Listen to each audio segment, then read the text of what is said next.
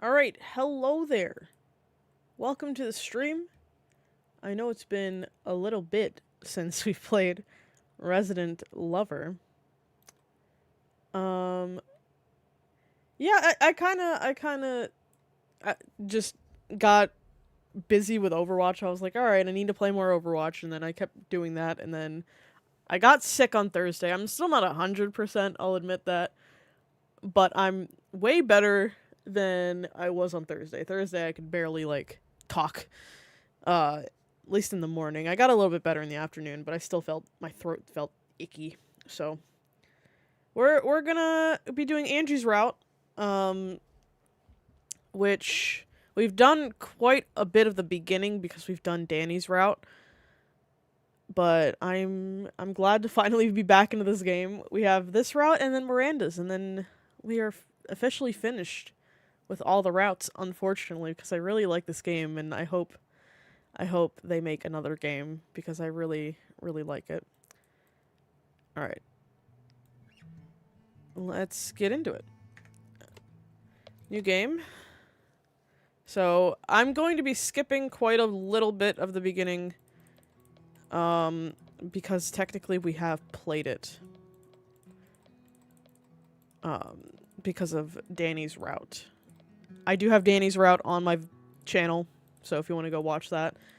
I think the VOD is still up on Twitch. I don't think it's been that long, but I know it's been quite a while since I played Donna's route, which was the last route that I played.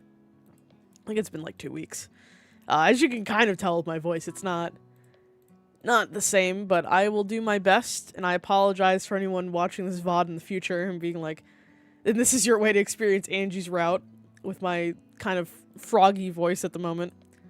Okay, so it's Social Butterfly, if I'm not mistaken. I'm pretty sure it's Social Butterfly. Yeah. I did not want to mess up. I was like, pretty sure it's Social. Am I not right? Yep. Okay. Happy. So we're gonna go all the way to the door choice, because that's where Angie's route. What the hell? What was that? I don't know what that was. What the hell? Okay, so we're gonna go all the way to the door, because that's when Angie's route starts.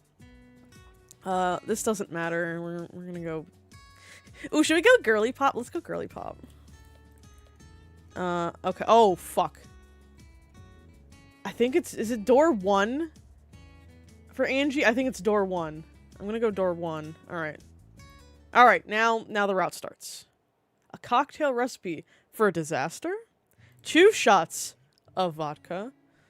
Nice to meet you. I'm already loving all these puns. This is great. You must be a goose because the honking compels you to the loud room. The door is partially open and you knock on it. A second later, it rips wide open. A bubbly-looking blonde stands on the other side. She's a few inches shorter than you, wearing a flower crown on her bright blonde hair. She looks adorable and feisty all at the same time. Around her eye, there is a patch of different colored skin. Hello, I'm your new roommate. You hold out a hand for her to shake. Instead, she launches herself at you to hug you. She smells of flowers and sunshine. Oh, we're down bad already. If you're describing a girl as smelling like flowers and sunshine, you're gone. You're past the point of no return. That is you're already down bad. Shocked by her boldness, you don't get a chance to hug her back, and when you realize you should raise your hands to do so, you've already let go. Or she's already let go. I'm Angie Beneviento. Nice to meet ya. Have you unpacked already? I have. What is that music you're listening to, by the way? It's something I composed one drunken night. Oh, well then. I do hope you like drinking, because I need a drinking buddy. I do not drink. Personally. Not that I'm too young to drink. I'm way past that age, but I don't know, it just never appealed to me. You into parties? Hell yeah! I've been partying since I could walk. This is good. Angie seems like the perfect person to be socializing with. You'll be able to go to parties and make friends that way. Do I want a free duck? I love ducks. Do you wanna... Do you wanna see my duck emotes? I don't know what's happening. Hello, Road Duck Twitch. There's a duck. I gave you a free duck.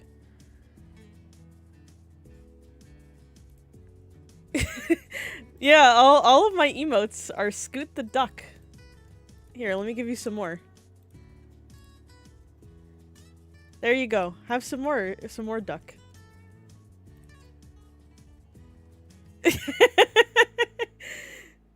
We love ducks here. I absolutely love ducks. Hold on. I got you even more. Let me give you the ultimate duck. All right. There you go. Anything for my beautiful and amazing viewers.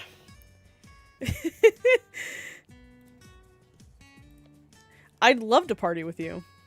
Super! The others will be thrilled. What others? Yes! Duck approves other duck! Let's go! We love ducks here. Just a few friends I've made. Didn't you just get here today? A few hours ago. She grins widely. She's impressive. How does she know people already? Hanging out with her will be the right choice in making lots of friends and going to fun places. If you're done unpacking, then you should come with me. I'm glad I don't have a webcam for this one. Like, with Donna's, it was fine, because I kind of did a normal voice for Donna. But the amount of, like, eye rolling and, like, facial expressions I do for Angie's voice is so embarrassing. So I'm glad y'all don't see that. Come with you where? The International Student Club is doing a mixer. Since we're all pretty much international here, there'll be lots of people. You should join. It sounds like a perfect chance to get to know more people. I'm glad you like it. I don't know, she just has that, like, bubbly girl vibe, and that's what my brain thinks of. I know my voice is naturally this deep, and I don't know, I can somehow achieve Valley Girl, kind of. Sure, when is it? Angie pulls out her phone, the screen of which is covered in tons of text messages. Now? Oh, you had wanted to change. Angie grabs you by the wrist. I'll drive us there, come on. She pulls you out of the room into her car, a vehicle that seems a bit worse for wear. There are empty mini bottles of alcohol in the front seat? Oh no. No. We can't be drinking and driving. That is where I draw the line. Girl, you could be partying, but we're not doing that. Man, we're gonna have to set up a oh, she's an alcoholic. Like, she is most definitely an alcoholic, but I didn't think it was to this extent. And when she reached for the glove compartment to hide her phone, more empty bottles pour out and fall to your feet. Okay, well, here's the silver lining. She doesn't text and drive, but she drinks and drives. So, is that really better? Oh, thank God. She's not texting and driving, but drinking and driving. I think she's a happy drunk. Usually in the other route, she's pretty much a happy drunk. So, unless if we haven't seen her, like, truly drunk off her ass. There's these TikToks that I saw of, like, this woman named Sandra, and I'm pretty sure she is the meme that's 2 shots of vodka, but, she did these, like, Christmas videos, and she's like, we're doing 1 part vodka, and she, like, pours a third of the bottle, and it's like, I don't drink, so that just looks a lot to me, and then showing it to my friends that do drink, they're like, yeah, that's a lot. Oops, I forgot to clean out from last night. I had to drink something to stay awake. What? Excuse me? We're staying in this car? She gives you a sheepish grin and you turn to stare at her in horror. She's been drinking all this all the way to school? Suddenly you feel trapped in the car. You don't entirely trust her to get you there in one piece. Any One Piece fans? I watched the live action, but that's about it. Angie. You don't get to finish. She guns it and the car peels out of the parking lot in a screech of tires. Yeah, I don't trust this either. I don't trust a lot of people driving because in my state people do not. I will be king of the she'll be king of the parties, queen of the pirates. No. She's queen of the parties. She is lit 24/7. People in my state just don't know how to drive. I feel like that's every state, but like danger zone. You yelp and hold on to your seat, praying to any and every god. Angie just whips loudly. As the car picks up speed and zooms down the hilly roads to town, when she notices your green face, she arches up a quizzical brow. What's wrong? Slow down. You manage to stutter out without throwing up. Don't worry, I've never crashed on purpose. On purpose? Oh god. We should be allowed to drift like an initial D. That's the one thing we need to change, government. That does not help at all. Thankfully, the car ride is 10 minutes long, and you nearly jump out of the car, and when it pulls to a stop, braking hard, you try to distract yourself with your surroundings. You stop in front of a bar/karaoke place. You know, I've never actually had tofu.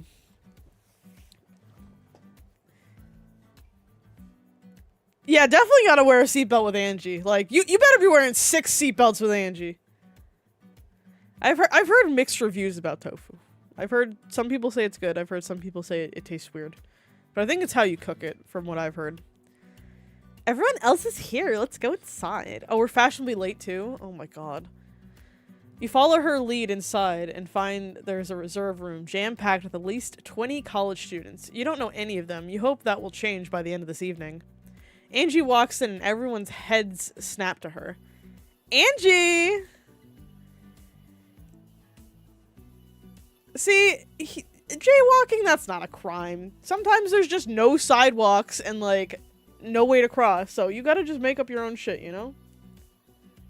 Like, you gotta do what you gotta do to get around. That's my stance on it. Hopefully there's no cops here. They chorus, and you're blown back by how popular she already is. She slings an arm around your shoulder. Everyone, meet my roomie. They raise their hands or glasses to greet you. Angie disappears to go talk to someone, leaving you to fend socially for yourself. That's my worst nightmare right there. You decide a bit of liquid courage will help. You stop by the bar and grab a drink before rejoining the crowd. Yeah, I've seen enough, like, bad driver compilations to make me fear that. See, I don't drive. I'm too terrified to drive that I don't drive. And turning right on red, oh my god, why is that like a tongue twister? That seems like a nightmare. You decide to talk with a group of 3 people standing there.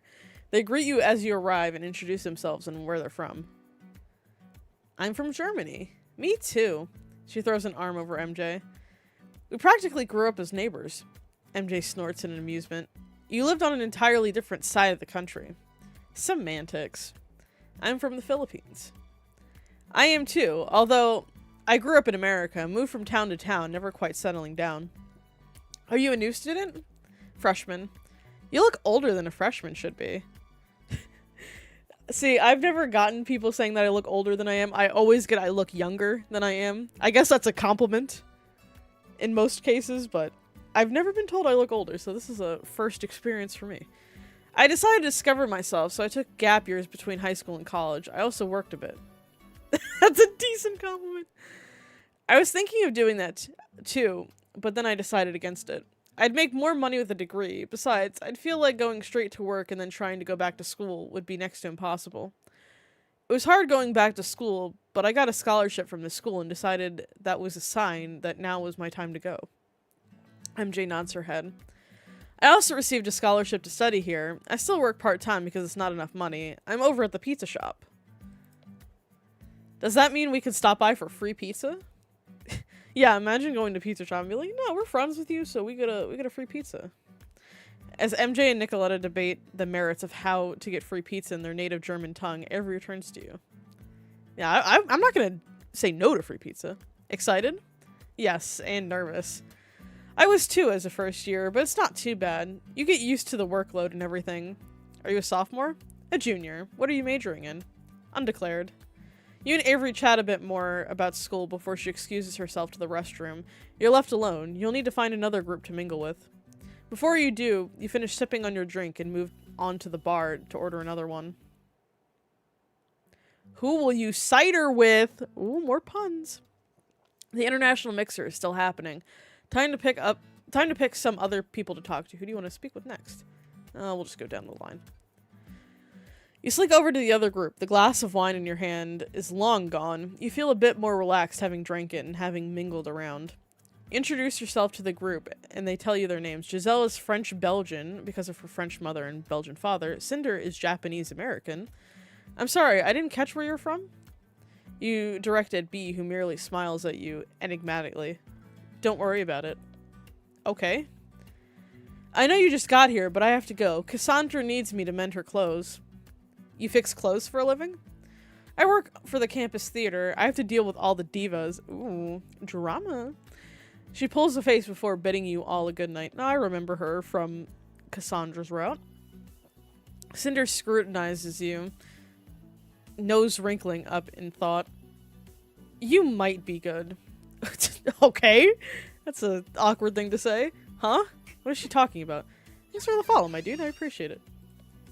Good? Good at what? B and Cinder exchange a glance. Say, would you like to make a wager? Oh, we're gambling as well as drinking now? Oh, God. This can only go well. They hold out their hand in front of them, waiting for you to take it and shake it. You glance at the hand, then them, but don't take it. Wager what? Cinder huffs. Never you mind them. They've just had too much to drink. Yes, let's go! Fellow Scoot Cult! B frowns and drops their hand. I have not. You and Angie would have run the bar dry if I hadn't stopped the two of you. Speaking of Angie, where is she? You're feeling increasingly like you want to be away from this convo, so finding Angie it is. Could be anywhere. Is the unhelpful answer. You bid them bye and leave before they can talk to you more. Ah, the Rebeccas. Oh, I love all three of them, yep. You join a trio of women whose names all turn out to be some variation of Rebecca. The blonde one is American, the one with the dark hair is Cuban, and the one with the red hair is Polish. Hey, my family is mainly Polish. I don't know a single word of the Polish language, but there's that. So, like, what's your deal? My deal? Yeah. She twirls a strand of blonde hair around her finger and pops her gum. I came to college to get my degree. Yeah, the only other language I have somewhat grasp on is Japanese, because I've been studying it for like a year and a half. But I'm not anywhere near fluent. I can know like certain phrases and stuff, but teach me the ways. Mostly I use Duolingo, and then I have like my own like study books, and then my main way of doing this is like I'll like to watch things in Japanese, like anime. I prefer to watch in Japanese to like link up phrases. I'm like, oh, I recognize that. But I do have like other books to like teach me grammar and stuff. So Duolingo is like the most basic of basic. Unless Duolingo wants to sponsor me, then I will completely recommend Duolingo. But yeah, I mostly use like other books as well, and then I like try to link up what I know from what I've learned, and then like, oh, I recognize that phrase in Japanese. But yeah, I'm nowhere near fluent, but I have a somewhat grasp. Rebecca rolls her eyes as Rebecca heaves out a sigh as if you were stupid. She meant about who you are. Are you an artist, musician, a performer, or an academic? Oh, well, I haven't decided my major yet, but I do art. Does that count? Rebecca looks at her nails. Sounds kinda lame, TBH. Yeah, lame. Rebecca tosses her hair over her shoulder. The lamest. Well then, this is one group you definitely don't want to hang out with. You leave without saying goodbye to them. You go and introduce yourself to Finch. Avery told me you're also Filipino. I've lived in the Philippines until I was 6. Have you been there your entire life? Finch coolly looks over their glass of wine. Their eyes have been elsewhere moments ago. They offer you a dull smile. Sorry, I'm only people watching right now. That's your cue to leave and talk to someone else. Okay.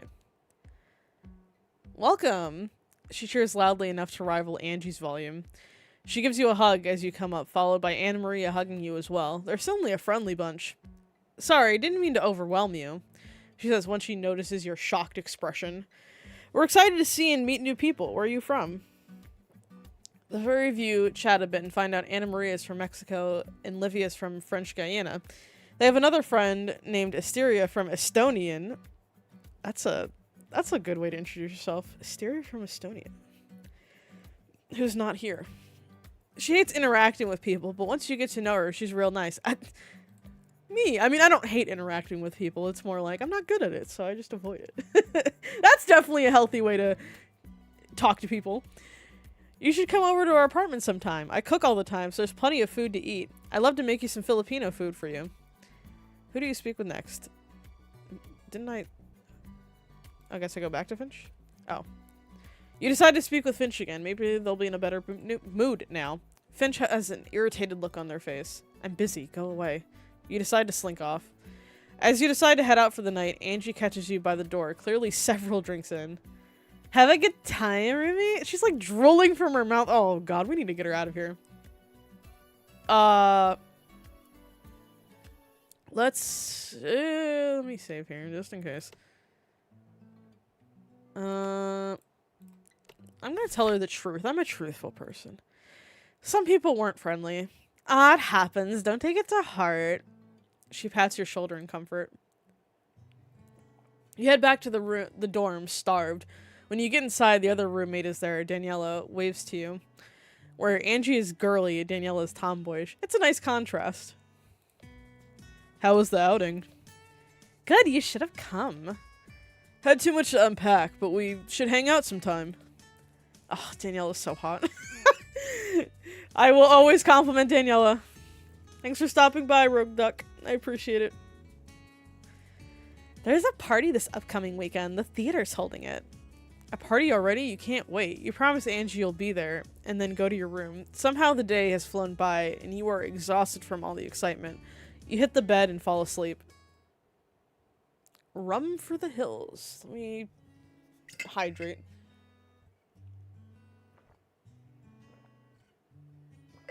Oh, man. Being slightly sicky makes you even more dehydrated. I was gonna say depressed.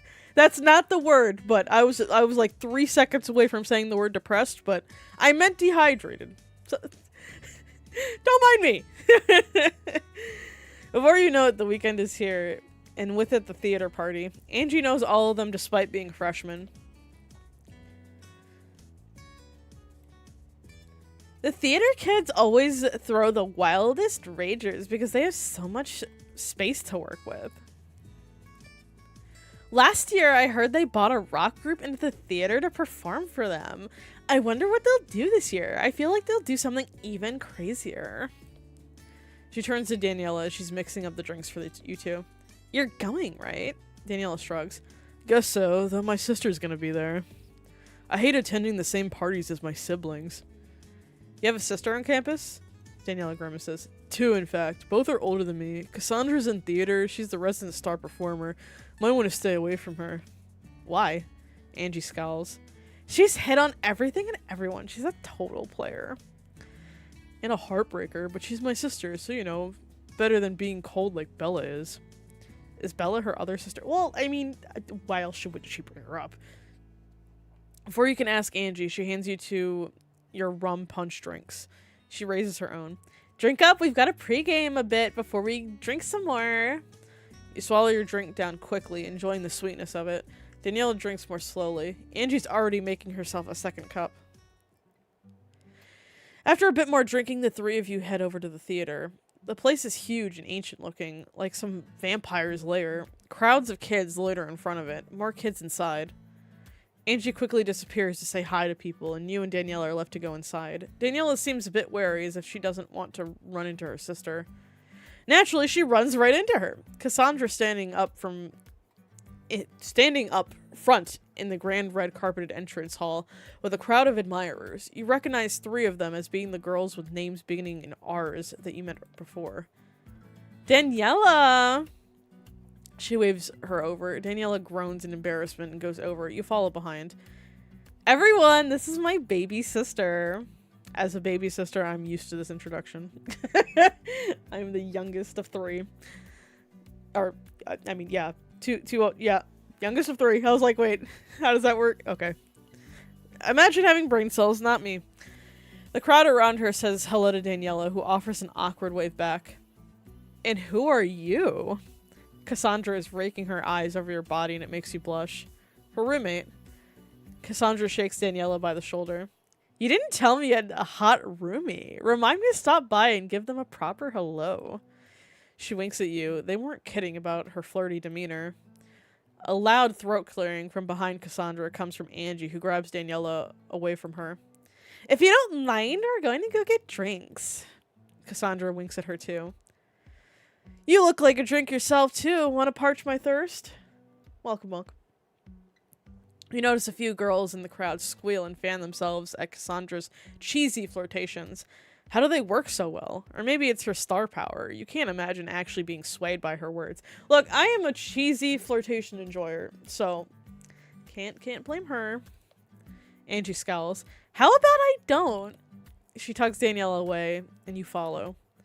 Angie doesn't like Cassandra. You didn't think there was a person she disliked. Angie seemed to talk to everyone. Thanks. I hate crowds like that, especially Cassandra's fans. They're vicious. Did you know that they once kidnapped me to get her number? What the hell? Girl, you don't need to be kidnapped. You can fight people off. Your jaw drops open at this. What the hell? That sounds awful. I'm going to grab some drinks. Want anything? You ask for a vodka cran and Angie for a gin and tonic. Danielle leaves to go get the drinks. You want to ask Angie about why she dislikes Cassandra, but someone has seen her and is calling her over to say hi to her. She leaves you and you're alone. You decide to stand by the wall and pull out your phone to look busy. At this, the three R's approach you. Who do you think you are? Talking to our Cassandra like that? What? What are they talking about? Rebecca leans in. Back off from her. You hold up your hands. I wasn't hitting on her. She was hitting on me. Just make sure it, like, doesn't happen again. Got it? Ooh. What do we want to go with here? I'm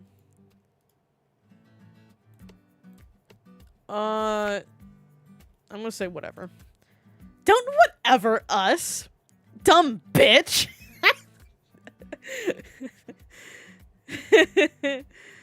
Oh. It sets your blood boiling, but they're already walking away. I don't know, I love the phrase dumb bitch. It's such a funny phrase. Danielle arrives with the drinks. Where's Angie? Talking to someone. Let's get drunk. You pluck the cup from her and chug it down. Whatever, dumb bitch. Oh, just reminds me of like 2000s movies. You and Daniela drink a lot, going for the mixed drinks and then doing a couple shots. At some point, the two of you go to dance down in the basement. I need to use the bathroom drags you in search of one. You drunkenly stumble around and find one before trying to find your way back to Daniela. Belatedly, you realize you don't have her number and you can't call her. You'll need to wander around until you find her. You walk past a group of kids doing shots out of their sneakers. Oh, that's disgusting. Mm-mm. Nope, I'm too germophobic for that. Without throwing up, and past a student who has rode into the building on a horse? Oh, okay. You walk up into one of the mirrored rooms used for dance practice and promptly walk back out when you see a person making out with their reflection in the mirror. At long last, you think you see a flash of red hair and fall into a room. There's a small group of people here, sitting on the ground and spinning a bottle. Hey man, when you're in college, you do some weird things sometimes. You recognize a few of them from the international event. Olivia, Anna Maria, Giselle, Nicoletta. There's also Casey and Jasmine from student council here, but no Daniela. The flash of red hair came from Rebecca. She scowls when she sees you, and you scowl right back at her. Hey, come join us. We're playing Spin the Bottle. You sit down by her. She shoves another cup of alcohol towards you. You take a sip and wince at the burn of it. This one is stronger than the others. It's your turn to spin. Oh, Lord. Rebecca reaches over and spins the bottle. Against all odds, it lands on you. She positively glowers at you. You can't help but smugly grin at her. And no chase kisses. Those are cop-outs. Rebecca glares at you even harder and mutters something that sounds like a curse under her breath. She leans over and you meet her halfway. She slams her eyes closed as her lips meet yours and kisses you slowly despite the angry clench of her fist at having to share a kiss with someone she threatened not more than a few hours ago. Is this the Angie route or the Rebecca's route? What are we doing here? Where's Angie?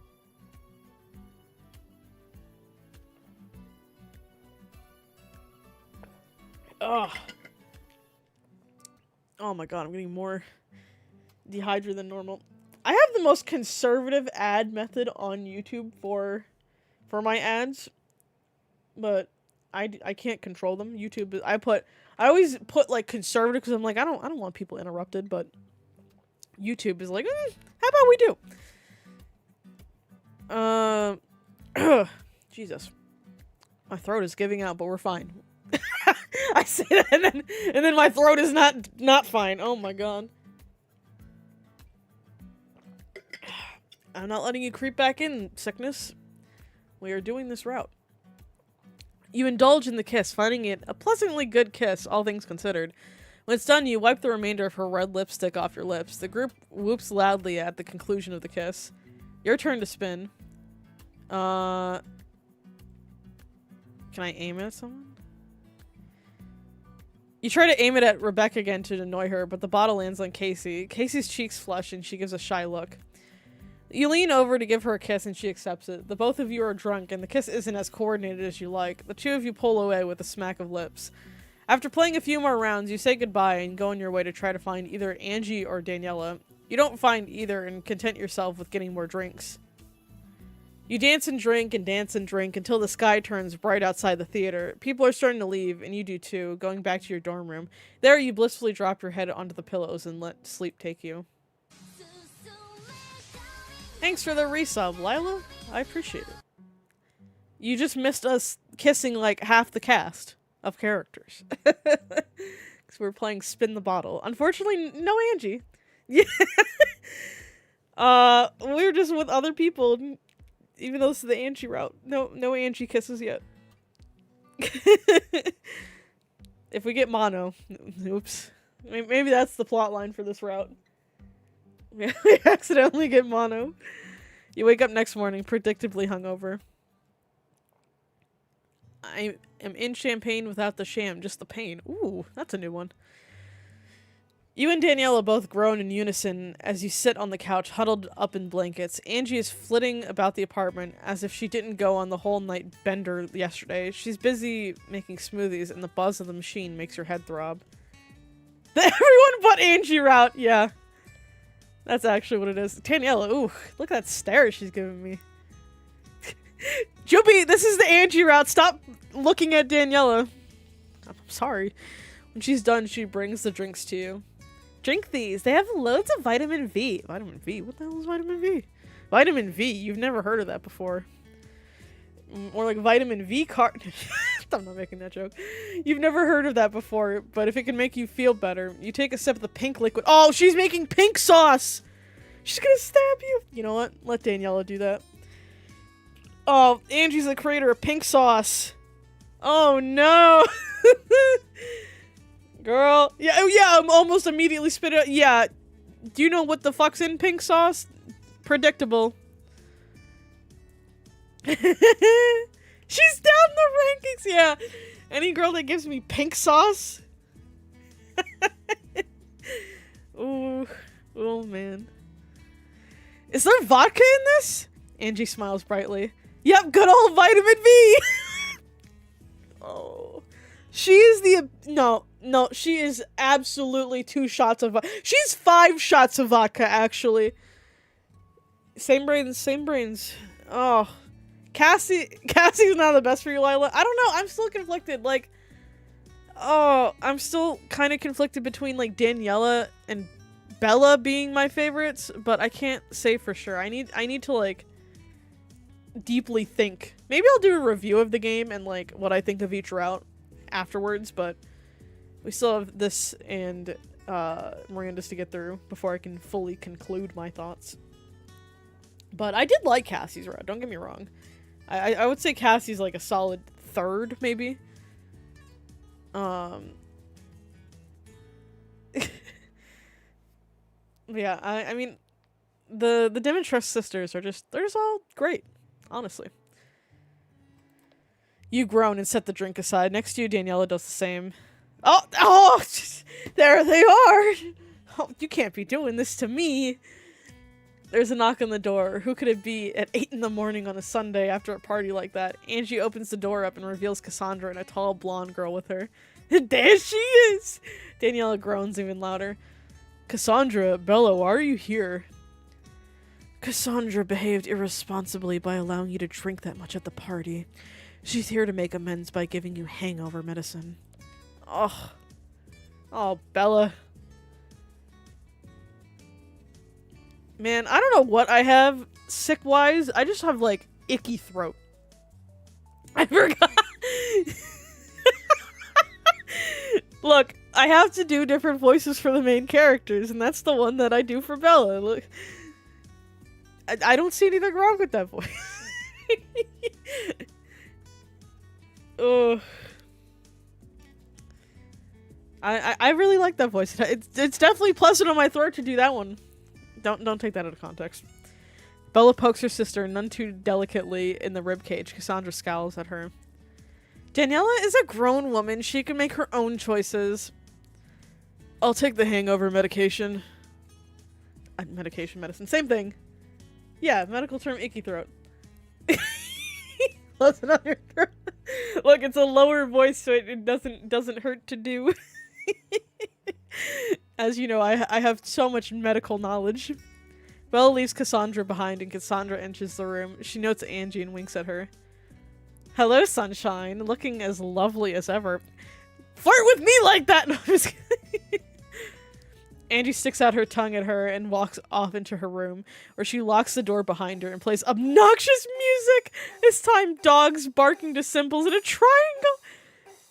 Nah, this is just that Gen Z TikTok music. I'm Gen Z, I'm allowed to make this joke. What is this, bro? Of course.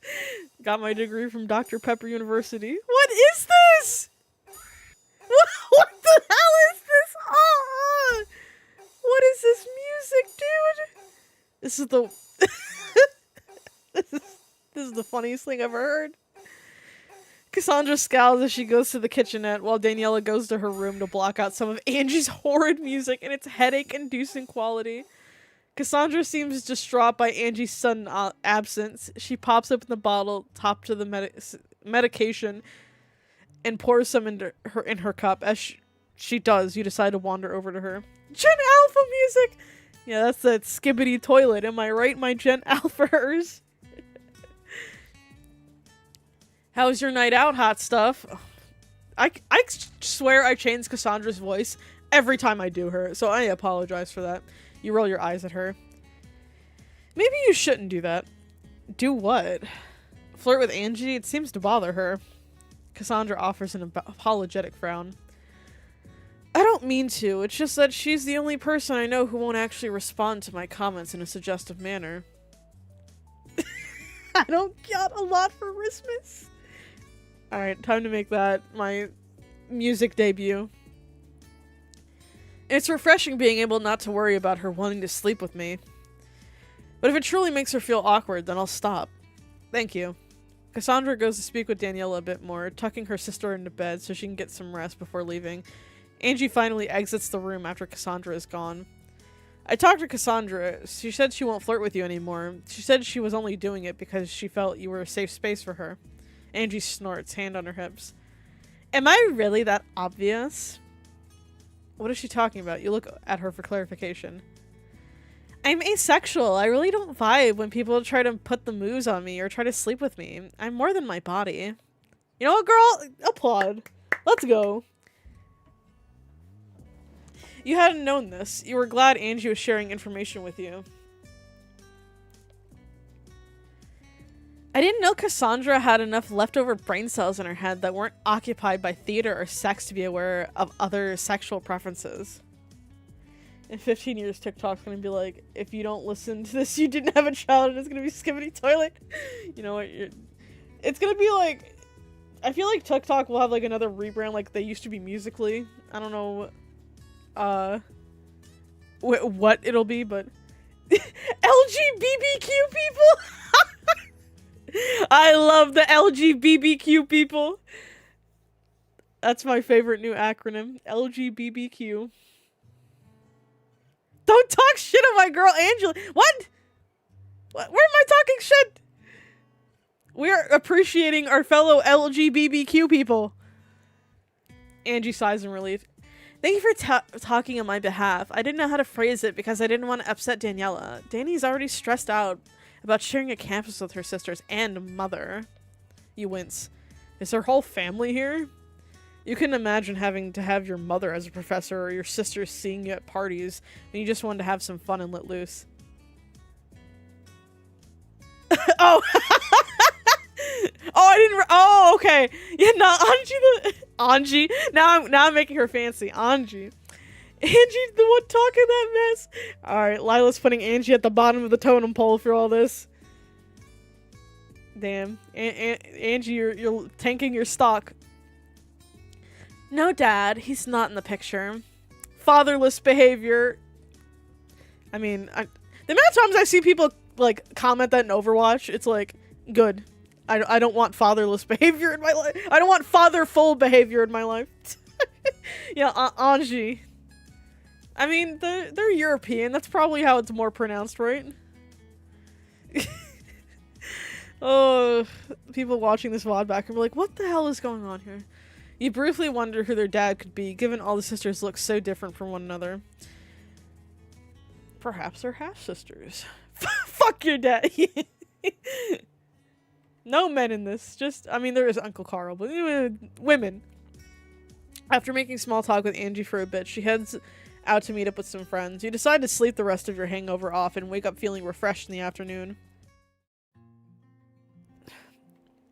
A whole month of school passes in a similar manner. You go out with Angie, party and drink and meet people, and then go to bed and sleep off your hangover.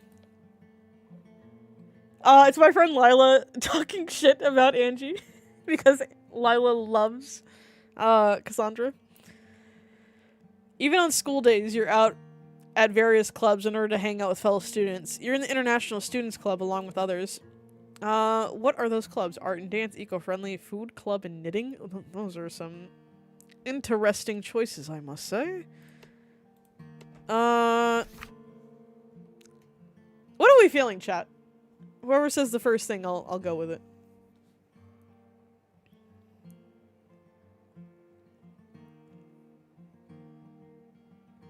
Because I don't have a particular preference for this. Art? Okay. Art and dance it is. You love art, and you could use some dancing tips to dance better at parties. Yeah, we're gonna go to Grinding 101! Oh boy. However, all this partying and socializing is beginning to take a toll on your schoolwork. You're about to fail some of your classes. It's only the first month of school. What should you do? Go to town and buy alcohol! Contemplate and meditate. Oh, what do you mean go and buy alcohol? Go to the library to study. I don't even know what to pick here. I mean, we should go study, right? Like, contemplate. I mean, would we find Angie buying alcohol, though? You know what? We're gonna go to town and buy alcohol. I saw the result. I passed away. Studying? You don't know her. Instead, you text Angie. Drinks? Hell yeah, I'll come pick you up. Where are you at? In front of the library. Bet. When she pulls up in her beat-up car, your heart leaps with excitement of a good night of fun to arrive. You buy a few bottles of vodka at the store and some chasers. She drops you back off at the dorms. You two are going to drink at Livia's house along with some theater friends. Oh yeah. Don't forget to subscribe, everybody.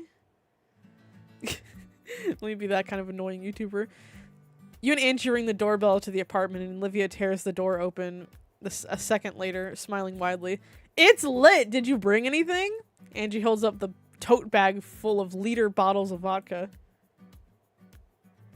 Yeah, I saw that! Like, Twitch was an absolute madness, and they're like, okay, maybe we shouldn't do this. Like, goddamn, y'all reverse shit so quickly. Olivia whoops and takes the two of you in. The place is more crowded than expected, and most seem to be standing around a girl with brown hair. You haven't met her yet. Who's that? That's Mia. She runs a sorority on campus that we're all trying to get in. Or into. Wait, is that what we're doing today? Yep, Mia's here to test if we got what it takes to be in her sorority. Not Mia. Every route that we have Mia in, she's a whole ass annoying bitch. It's a pretty big deal. They get discounts and stuff on food and drinks, and they have tutors that basically do our schoolwork for us so we can party more. Oh yeah, this sounds fair. That sounds ideal. Given your less than stellar grades, you have to get into this group. What do I have to do to get in? Depends on Mia. Since she's head of the Umbrella sorority. Umbrella! Are we gonna go meet Wesker? Come on, let me go meet Wesker. She and her fellow sisters are going to issue the pledges different tasks and challenges. Should you pass, then you're closer to getting in. Should you fail, you don't get in. You're determined to win this. No matter what the task, you're set on succeeding in it. Good luck. You whisper to Angie as Mia clears her throat to speak. Stout of heart. Listen up, everyone. Today we're here to see which sister will make it into our sorority. I can't say the word sister like that and then not think of like James Charles. Oh. Anyone here still associate with James Charles? I hope not. Oh, I saw that he like discontinued his sister's brand though, and apparently hasn't said that in forever, so maybe I'm out of touch on the makeup community. Even though I was never in touch anyway. It won't be easy. You'll be tested physically, mentally, and emotionally. Emotionally? Oh no. We only accept the best of the best. We want sisters that can help each other out, not drag each other down. If this sounds daunting, then leave right now. No one left the room. You shift on your feet, swallowing thickly. It seems everyone is intensely into this. You wonder how far they will go for a spot in the sorority. I'll see you on the other side, Remy. Angie strides off as Mia instructs everyone to line up and stand in front of the door. She enters the room, followed by Avery and Cinder. They must be the two other sorority sisters. You stand on line, nervous, waiting with anticipation as each student goes in one by one before exiting and rushing off to do their task. Angie leaves the room looking thoughtful, and you wonder what she got. Your turn comes in about half an hour, and you stride into the room. Mia, Avery, and Cinder at the table like a council of high judges. They look you over as you walk in. You stand before them, nervously clearing your throat. Mia folds her hands under her chin. So, you want to be one of us? Yes. Mia nods her head, and Avery and Cinder lean towards her, all of them whispering to one another. Avery pulls away first. You should be given 3 tasks to choose from. Should you seek your success in physical, mental, or emotional task? Oh. Oh boy. Ooh, what do we want to do here? Physical, mental. Let's do emotional. Let's get emotional. Give me an emotional task. You have no clue as to what they will look like, but you feel it'll be the easiest one to win. Mia, Avery, and Cinder all grin mischievously. Oh god. Mia pulls out an iPod and headphones. You'll need to listen to Rebecca's mixtape. Rebecca has a mixtape? Why do you feel like this won't go well? If you can listen to it, all 4 hours of it, without breaking composure, then you're in. God, are they insane? But you have no choice. You're committed to winning. You take the mixtape and headphones and go into a side room that they pointed out to you so they can keep an eye on you as you listen. As soon as you put the headphones on, you are flooded with a terrible beat and horrible offbeat rapping. Ah, it's like Persona 2! Me and the girlies, we're like bestest bitches, talk shit about us and you'll end up in stitches! Thanks for following, my dude. Got that Starbucks venti mocha frappuccino on lock. Since I'm American, I'm always strapped up with a Glock. No. Oh, God, no. No, please tell me this is it. I don't want to do more. No. Everyone thinks they can, like, test me, but you can't. No Wayne Gucci ever best me. We're the fashion idols. On Wednesdays, we wear pink. We make the rules. What did you think? I hope you like my shitty-ass rapping skills. Oh, no. Okay. How much more of this? You look at the time. It's only been 30 seconds. Unbelievable. No, not more. And all these hoes came to for Dior. Like, I'm sorry, but should have tried not being poor. Better get a sugar daddy like me, cause I'm straight batty. We're listening to a mixtape, and you know what?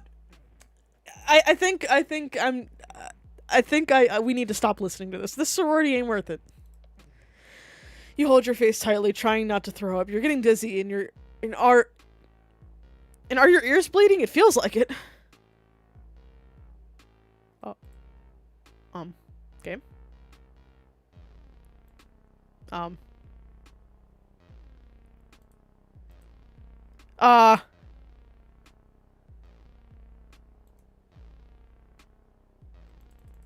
Oh god, okay. What the hell?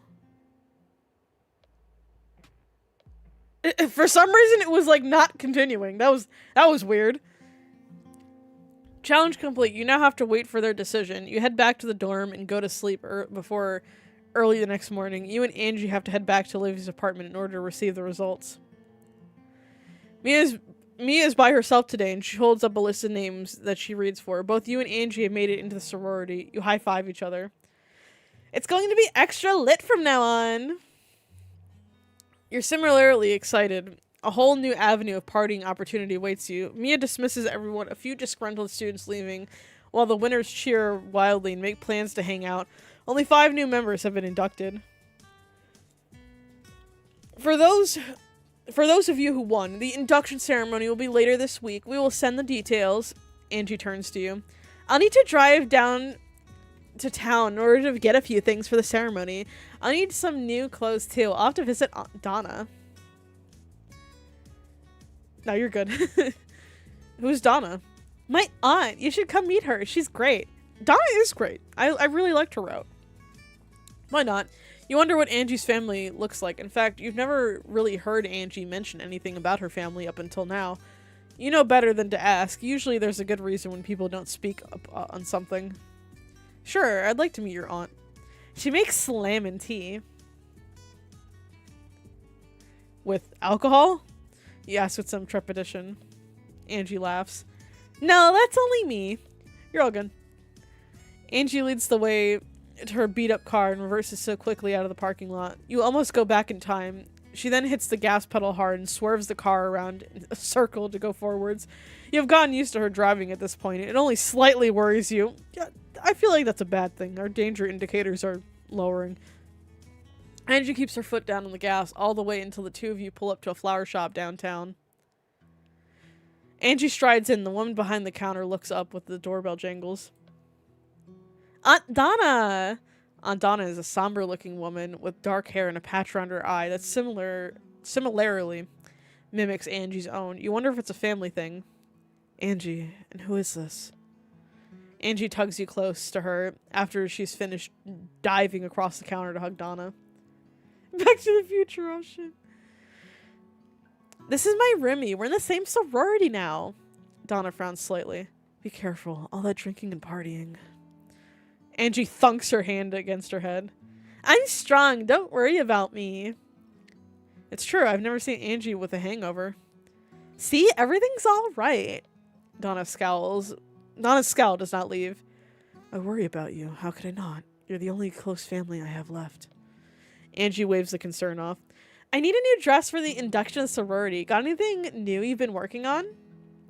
Donna takes Angie to the back of the store, leaving you alone. You stand there a while before you get bored. You decide to take a look around. Where should you look first?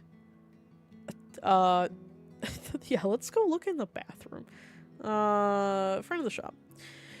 The front of the shop is bursting with different flowers and colorful vases. The air is thick with sweetness, and it makes your nose itch. You ponder over a few more exotic flower types, trailing fingers over their delicate and colorful petals.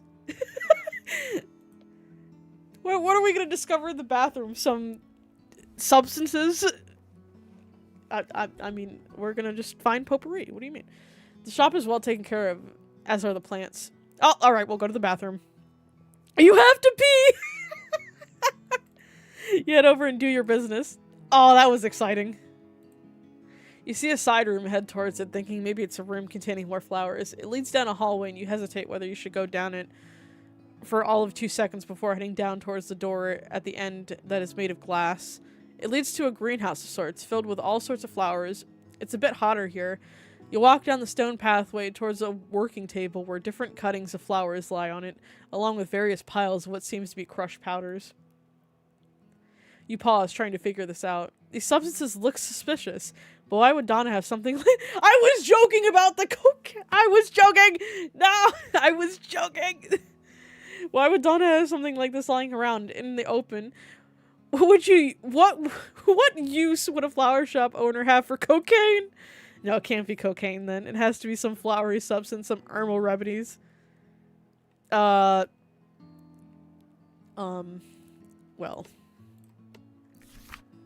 Let's examine it. You pick up one of the flowers lying around there and twirl it between your fingers. Seems to be an angel's trumpet. Aren't those notorious for their mind-altering ability? What? Huh? Why does Donna have one? Next to the flower you see an order list. You pick it up and it seems to be an order for something. At the bottom, Miranda's University is scribbled on it. Is Donna making something for the school? But what? Snort isn't an option? Can I just take a massive snort of the possible cocaine? A clatter sound behind you and you drop the flower before running out of the greenhouse, figuring you've wasted too much time here. You don't want to explain what you're doing here. Secret found.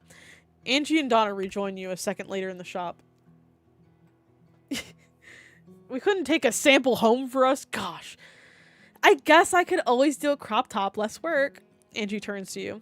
Are you alright if I stay for a bit and help Aunt Donna clean up stuff out back? You don't need to help me with the shop. I like spending time with you. Do you want to stay and help? Yeah, we'll join and help. Why not? I'll help. You don't need to. I'll grab an extra mop for you.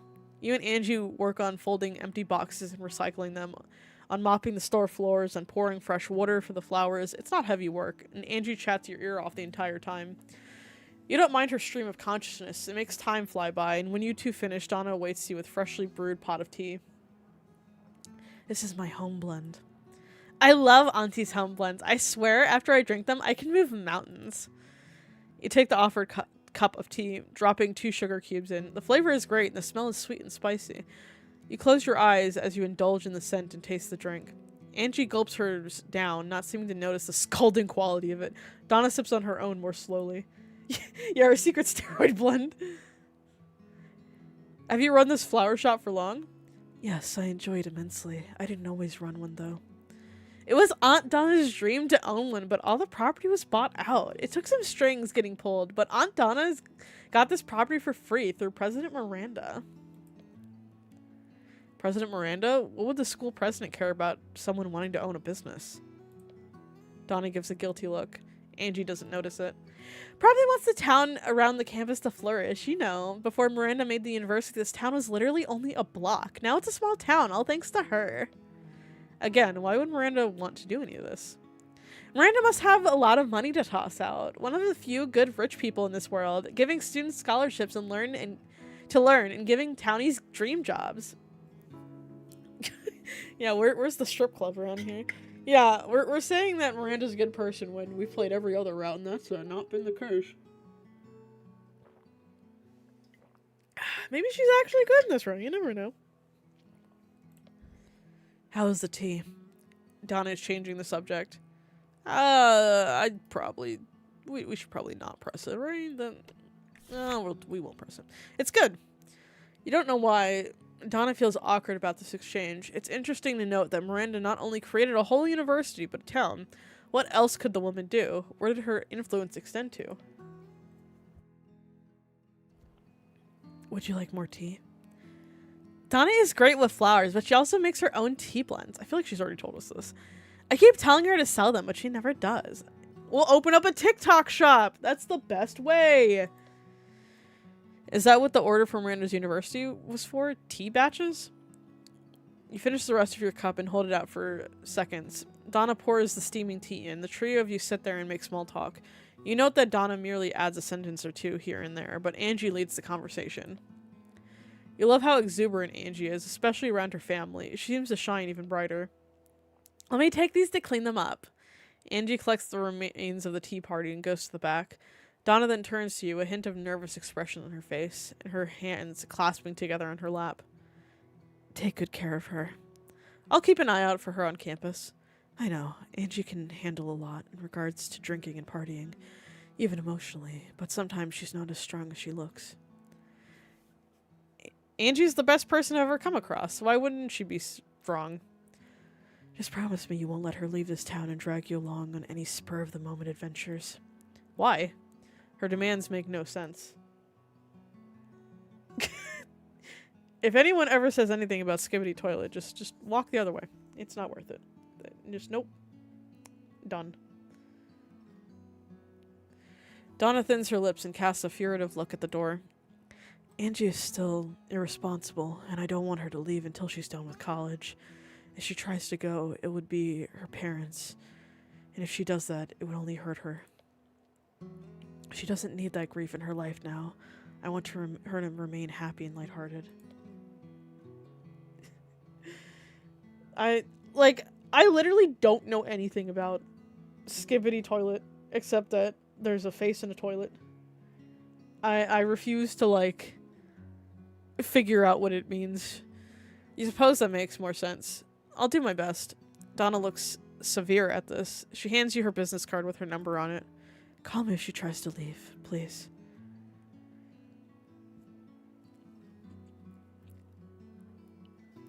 At least it's not roll 34. Oh, after. Oh, I'm getting. Yep. Nope. No. She looks so grave that you almost feel sorry for her. I literally on my TikTok yesterday, people were talking about Sombra rule 34, and I was like, I can read these comments, I see them. It's so funny of an interaction. You don't know the exact story of Angie's past, but it doesn't sound pleasant. I will. Angie emerges from the back room. Ready to head out, Remy? She gives Donna a goodbye hug, and you head out to the car back to campus. As Angie sings off tune to the radio, you ponder the card Donna's given you. Hopefully you'll never have to call it. Unbearable! Partying with the sorority is something else. You could barely remember any of your parties, though you know that they were wild. You swear you've seen what was a green alien walking with MJ out the back at one event, though maybe that was a guy in a costume on Halloween. Your grades are doing better thanks to sorority given tutors, and you and Angie become closer friends. Angie still goes to say hello to everyone at the parties, but she comes back to you calling you her true drinking partner. You take that role seriously. So seriously, in fact, that you wake up the next morning in pain. You don't remember what happened at all, except that somehow you got yourself to your bedroom and there's an ace bandage on your wrist. You slept on it, which is why it's aching right now. You sit up pondering what the hell happened last night. Angie will know. You find her in the kitchenette mixing together her breakfast smoothie. As soon as she sees you step out holding her arm stiffly, her head shoots up. Are you alright? There's a soft concern in her face and her voice is gentle. We should probably ask her what the hell happened. What the hell happened? What exactly went down last night? You're lucky campus EMT was close by. You got so drunk you fell down the stairs. I managed to catch you halfway, so you only landed hard on your wrist. Damn, what did you have, spidey senses? Shit. They said it'd be better in a few days if you didn't overuse it. Thank you for the save. Angie gives you a sheepish look.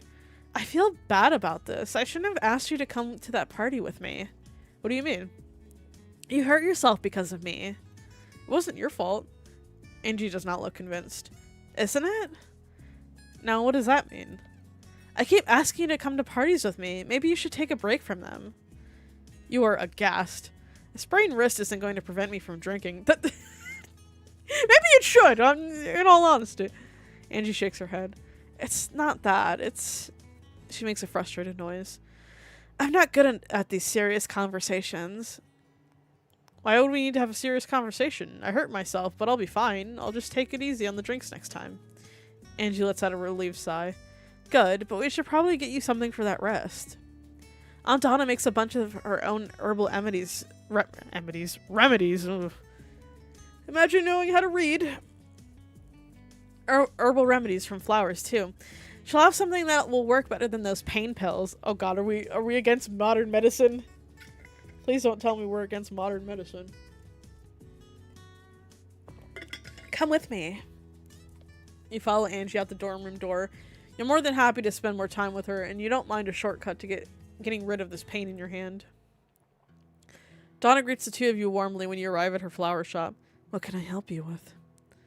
Ruby needs something for her wrist. They hurt it. I have something in the back. Wait here. She hurries to the back, and you watch as Angie twirls around the shop, bending her head and smelling the flowers. As she does, there's a wide grin on her face, her eyes closed. She seems to be really enjoying this, the simple beauty of flowers. When did you last take a moment to appreciate life? To appreciate the simple things in it? Oh, we're getting philosophical now. Standing by Angie, watching her take such joy from such things make you realize how truly beautiful of a person Angie is. How positive and optimistic and lovely and warm. As Angie enjoys the flowers, you enjoy the sight of her. It isn't until Donna has silently arrived beside you that you tune back into reality. Donna's watching you. Don't. She rasps out in that hushed voice of hers. You arch your brow at her, confused. Don't what? Don't gawk? Or don't remain friends with Angie? Donna holds out the tin of herbal rub to you. She doesn't need distractions in her life right now. Yeah.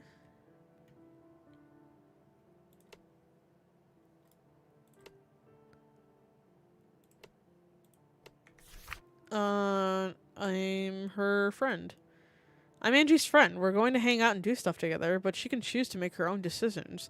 If she doesn't want to hang out with me, then she'll tell me, not you. Donna thins her lips but says nothing. Why is Donna suddenly acting this way? Weren't you supposed to keep an eye out on Angie? What did Donna see in you today that made her rethink that? Use this twice a day to numb the pain. Use it until you no longer need it. You accept the item from her. Guess the powder in her garden workshops were just herbal remedies? Angie bounces over to the two of you. Got everything? Yes. Angie's face brightens up with a sudden remembrance. Oh, Auntie, are you helping out with the production of Romeo and Juliet this year? I will be. There's a lot of work, as always, behind the scenes of Cassandra's shows, and Miranda needs me to help out. You're irreplaceable to them. You make such wonderful sets and set pieces. Donna's hands are clasped by Angie's. Can I show Rumi your creations? Donna seems flustered by the sudden attention. Please, they're so cool. I suppose if it's for a little bit, it's fine. Angie grabs you by your non-hurt wrist and takes you downstairs to the basement. There she flicks on the lights and you yelp out in shock at the person staring back at you, except they're not a person, they're a mannequin. Very lifelike mannequin. You expect to get up and move at any second. The attention to detail is astonishing. There are even individual lashes attached to the eyelids, and the glassy eyes seem to be looking right at you. Oh, that's terrifying. Wow, how did she make this? Your fingers trace over the model's face, expecting warmth as if the model was real. The wood is cold to the touch. You're disappointed for some reason. She's very talented. She can make anything with her hands. Man, I want to be like her when I grow older. I feel like I'm not really great at anything. You're great at drinking. You kind of have no skills to be at your greatest stuff too. Imagine we just... No, you're not good at anything. I'm gonna say your great stuff too. Don't try to make me feel better. I'm only good at yapping my mouth and drinking for now. I know my limits. I feel like I should be doing more, but I'm not, you know? She runs a finger down another one of Donna's creations. The entire basement is filled with such items. Lovingly crafted dolls and mannequins. Pieces from what must be previous year's theater shows, racks and racks of clothing with frills and beautifully tailored lace. Do you mean studying? Yeah, and keeping up grades and learning something useful. I'm having a meaningful relationship. You give her time to elaborate. It's like I try to fulfill myself with a lot of friendships to pass the time. I talk to everyone and anyone, but everyone only cares about if I'm dating anyone. The amount of times I've been asked that is frankly annoying. Why does it matter who I'm dating? Why can't my friendships be the most important thing to me? Comment that's wild! Oh. Yeah, let me just fucking comment that's wild. Oh, that's wild, girly. Let me see. Give it some time. I don't know if that's what I meant. I don't know if I'm gonna like this route. I might go back because I didn't mean give it some time as in like to find someone. I meant give it some time for them to. Okay. Well, let's see where this leads. If I want to, I'll change the answer. I'm sure you'll find the right person, or if you don't, then you don't. Okay, this is a better answer than I originally thought. I'm sure you'll find the right person, or if you don't, then you don't. Everyone does their things at their own pace. Angie nods her head. Thanks, that kind of actually makes me feel better. It seems Angie isn't always as carefree as she seems to be. We should head back to campus. I have to meet up with some people. Angie drives you back to the dorm and goes off to meet her other friends. You rub on the herbal cream Donna gave you and sigh with relief as it instantly goes to work. Then you lay down in your bed. It wouldn't hurt to catch some sleep. Tequila student. You woke up with a hangover that is only made worse by the fact that there seems to be a loud noise coming from the kitchenette in your dorm room. You open your bedroom door to find 2 cops standing next to Angie. Angie? You ask and hold your throbbing head with one hand. What is going on? Hey, roomie, didn't mean to wake you up. Are you okay? Yep, these officers are just taking me down to the station. So nonchalantly, alarm fills you. Cold sweat breaks out on your back. For what? For suspected murder. Angie says with an easygoing grin. Your stomach drops to your feet. What? The officers whisk Angie away out to the dorm room. Out of the dorm before you can formulate a sentence. All you can do is stand there helplessly trying to process everything. Since when has Angie been accused of murder? Since when was your roommate capable of killing? Angie is the sweetest person in the world. The last person to kill someone else. No, something isn't adding up here. Once you get over your initial shock, you pull out the card Donna gave you and you call the number on there. Donna will know what to do. She arrives half an hour later, flustered with her gardening apron askew. What's going on? She asked, despite you having told her everything you already know over the phone. I don't know, I woke up and the cops were here. They took her away. Angie said something about them suspecting her of murder. She's going to be alright, isn't she? Donna's face pales. She will be. She can't be getting wrapped up into such things. Stay put. Whew. Ugh. Okay. Donna tacks on when she sees you reach for your coat to put it on as you intend to go with her. Donna runs out of the room. You can't just stay here. You're too riled up. Instead, you decide if you must do nothing while Donna rescues Angie from the police station, that you can at least get something to drink and eat to keep your strength up in case they need you. You head over to the cafe. Oh yeah, let's go with the asparagus water. We drank water with like whipped cream in it. Are you really about to drink a bottle of water that has a single asparagus stalk in it? Looks like all the drinking killed your taste buds and your brain cells. Wow. Let's have an apple pie. This is one of those eat an entire apple pie in one sitting days. You take your food and drink to a side table, try to relax, but find that you can't. You're too worried about Angie. Ariana, Avery, and Nicoletta walk into the cafe, talking loudly enough that you can hear them. Did you hear what happened last night? It's awful. I never took Miranda's University as a place where someone could get murdered. What exactly happened? Don't know. Only that Angie was next to the body when they found it. She was covered in blood and really drunk, mumbling something about holes and dark hair. How do you know all this? Who told you? Avery tosses back her hair as if it's this point. Oh god, I cannot read. Avery tosses back her hair as if this is a point of pride. I was at the party when they arrested her. I wasn't drunk, so I overheard a lot of this stuff. They also said that there was only one exit out of the room, meaning no one else could have been in there with them since the door locked from the outside. Ariana frowns. Why would Angie lock herself into the room with the student if she didn't want to get caught? Nicoletta shakes her head. She's probably drunk and wasn't thinking it through. Your stomach drops at this. Is everyone gossiping about this? You feel awful for Angie. You can't imagine wanting to go out with your friends and having a night end like this. What truly happened? You need to find out more for Angie's sake. It's what roommates do for each other. You leave your food behind and head out to find Mia. As head of sorority, she has to look out for her fellow sisters.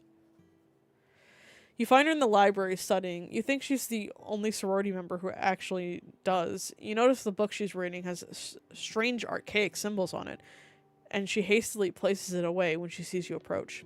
Hey, what's up? I need to talk to you about what happened with Angie at the party last night. Oh, I don't know much about it, but there's no reason to panic. The school is still a safe place for everyone. Bella, the student council president, and Miranda, the university president, are working hard on making an announcement soon to address all this and put up additional safety measures in place. Mia shakes her head, looking a bit forlorn at all this. Poor Bella having to deal with the burden of all this, and right before the elections, too. Will Angie be alright? You don't think she's guilty, do you? According to what I've heard, we're sister pledges. Aren't you going to help her? There's not much I can do against the law. I mean, true. Did you see anything suspicious that night? Mia rubs her chin deep in thought. Now that you mention it, a few people were behaving oddly at the party, but then again, it might just have been because they were drunk. I'll take any suggestions. I spotted MJ walking past the door to the room they eventually found the body in several times back and forth. Jasmine was seen arguing with the victim a few minutes beforehand, and then the Cassandra stands had been following the victim around all night long, yelling at her to stay away from Cassandra. A list of suspects. Good, you can work with this. You head back to the dorm room to see that Angie has come back. You rush up to hug her and glad to see her. Shugs you back. Danielle and Donna are both there as well. How are you? Did they drop the charges? Well, they couldn't find me guilty, so they let me go on bail for now. She does a twirl around. Look at me. I'm a bad bitch now. Got a rep sheet. Donna scowls. Take this more seriously. I agree with your aunt. This isn't a joke, Angie. Angie scowls at them. I get to solve my own case. Do you remember anything from last night? Nope. Donna and Daniela and you all sag with frustration. But I'm sure I didn't do it. I just know someone else was in the room with me before and they ran away when I got there. Someone with long, dark hair. This isn't super helpful. Keep an eye on her. She instructs and Angie pouts at her. Donna leaves and Daniela goes to her room. It's you and Angie. She links her arm into your... So, are we solving this case, Watson? Oh yeah, murder mystery time. Why am I Watson? Because you're more grounded than me. Besides, this is my murder mystery. I want to clear my name. I suppose it couldn't hurt to bring Angie along on the investigation. What can we do about it? Oh my god! That's adorable, actually. Green is really her color. She looks nice. With Angie donning a Sherlock hat and a fake mustache from Donna's endless supply of theater props, Angie sets off with you as the two of you decide to go search for clues. Who do you go talk to first? Let's go talk to... We'll go in order. You decide to find MJ at the pizza shop. They're behind the counter staring with boredom into the void. Welcome to the Pizza House, a big pop of cheeses, high quality dining for college students on a budget. Please stop asking me to reheat the slices for the price you're paying. You cook the pizza yourself. We're not here for pizza. We're here for murder! She cuts in and raises her hands over her head. MJ arches a brow unimpressed. Do you want a slice or no? We wanted to ask you a few questions about last night. You lean an elbow onto the greasy countertop and almost face plant onto it when your elbow skids off on the oily surface. You righten yourself up. Right, anyways, sources have told us they saw you the night of the crime wandering by the door the room of the crime occurred in. Oh, that. I heard voices behind the door. It seemed like they were arguing before I could gather the nerve to knock. Finch asked me to help with refilling drinks in one of the theater rooms. If this is true, then this is a dead end. Do you know who the voices could have belonged to? Not really, but I did hear a few words tossed around about a council. Could this be the student council MJ is referring to? Can anyone confirm that story? Finch could. Another lead to follow up on. You and Angie thank MJ for their time and go to find Finch. Finch confirms MJ's story, thus you need to look for more clues. You find Jasmine in the cafe, holding the cup of coffee in her hand and staring out into the distance. You sit down in front of her. She doesn't notice either of you until Angie loudly clears her throat. Jasmine looks up. Let me get another sip.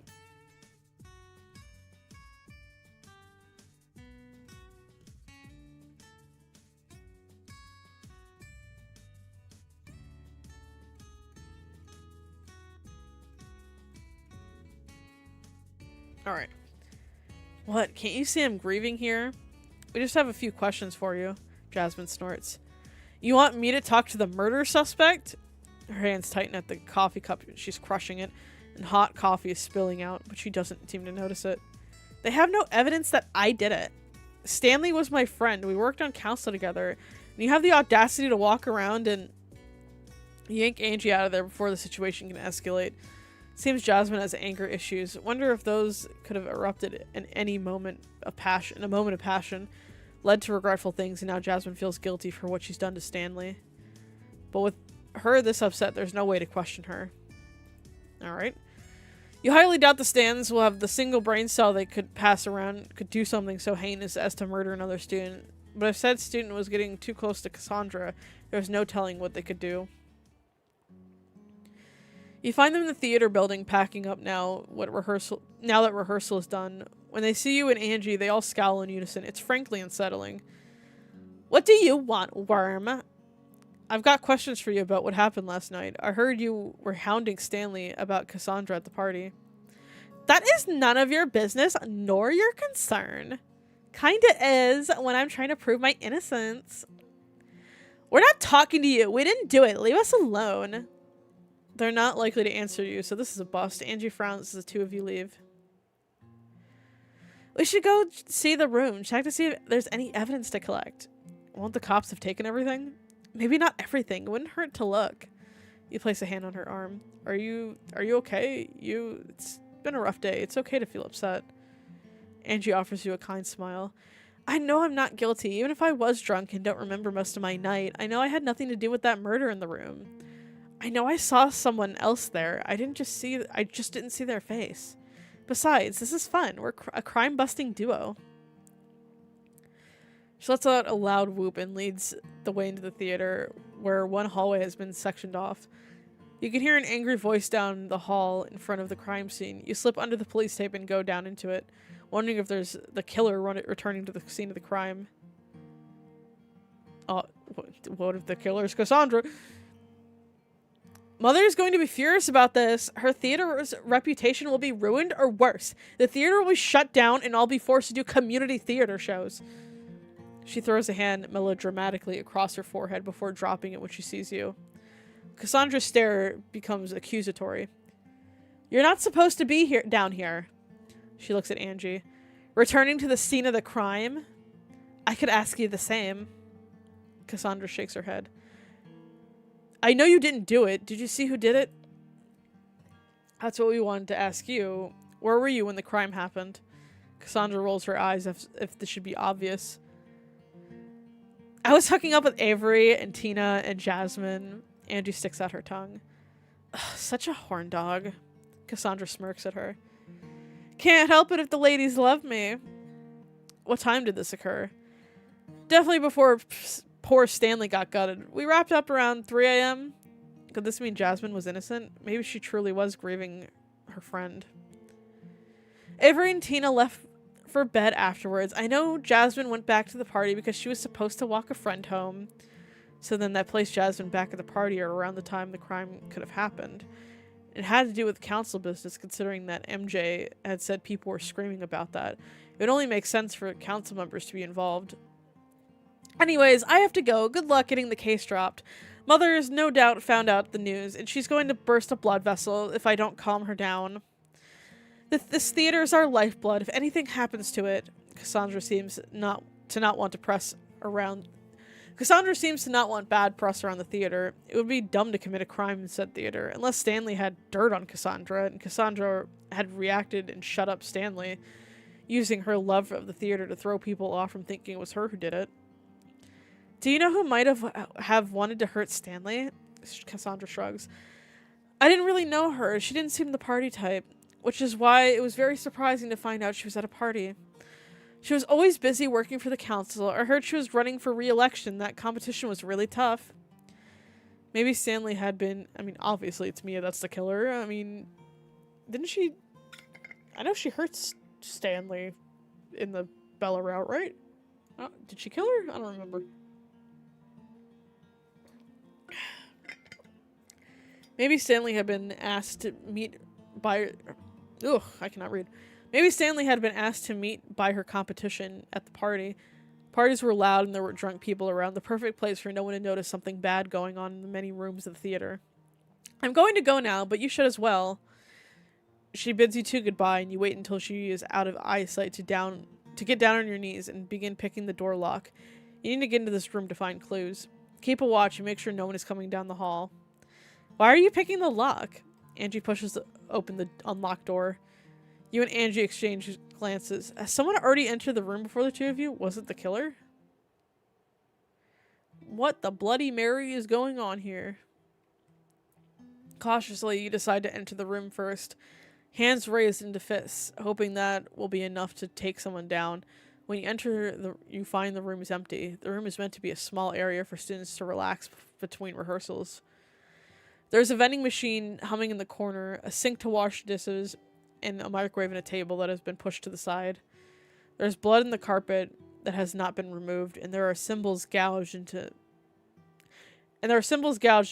Symbols that look archaic and old. What exactly happened here? It's almost like there was a ritual, but a ritual for what? You turn around and let out a muffled scream when you see someone hiding behind the open door, trying to make themselves as small as possible. Angie turns at your sound and strikes up a fighting pose. I know how to fight, come out here! Cinder comes out from where she had been hiding behind the door, hands up. I'm not trying to run or hurt anyone. Then why are you here? Tell us or we'll report you to campus safety for entering a crime scene. You're on a crime scene too, only to prove Angie's innocence. Cinder looks suspicious. Trying to hide evidence? No, but you could be. You flip the script on her. You don't need you and Angie to be suspected in this. Cinder sighs, lowering her hands. I was morbidly curious about the scene, and as an Umbrella sorority member, I had to figure out what to do about this whole situation. It gives the sorority a bad light when it's public knowledge one of its members is accused of a murder. You don't know if Cinder is telling the truth, but you hope she is. You need to help Angie. She's innocent. Yeah, we don't know that. The police asked me to keep an eye on things, considering we owe them for all the times they haven't arrested our members in exchange for our yearly donations. Corruption? In my game? But this case is one thing they can't overlook, Angie. They want my eyes on you. You two being here is suspicious. Damn, you can't have that. That would make Angie look even more guilty. Cinder, please don't tell them. Cinder shrugs and waves goodbye. You spot something sticking out of her pants pocket as if hastily shoved in there. Quickly, you ask her a question. What's that in your pocket? She scowls, avoiding your eyes. Just some notes from class that I forgot to take out of my pocket. I'm going to go now. I didn't find anything. She leaves the room and you scowl at her back. Let's look for clues.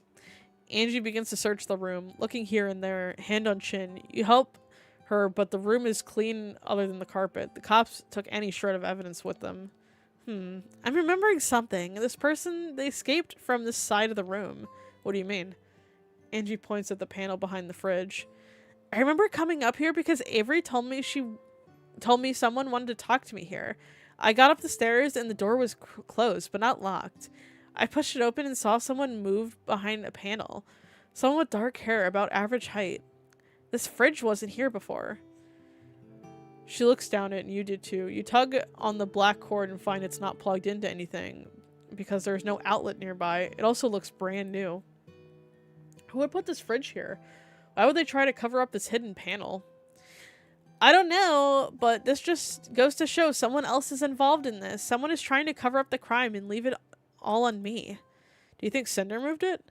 Cinder wouldn't be strong enough to do it on her own. Help me move this. Together, the two of you move the fridge out of the way. Andrew dusts her hands off and then slaps one onto the panel behind it. It swings open, releasing musty air. A secret tunnel! I don't know why I thought Angie said that. Secret tunnel. Avatar reference.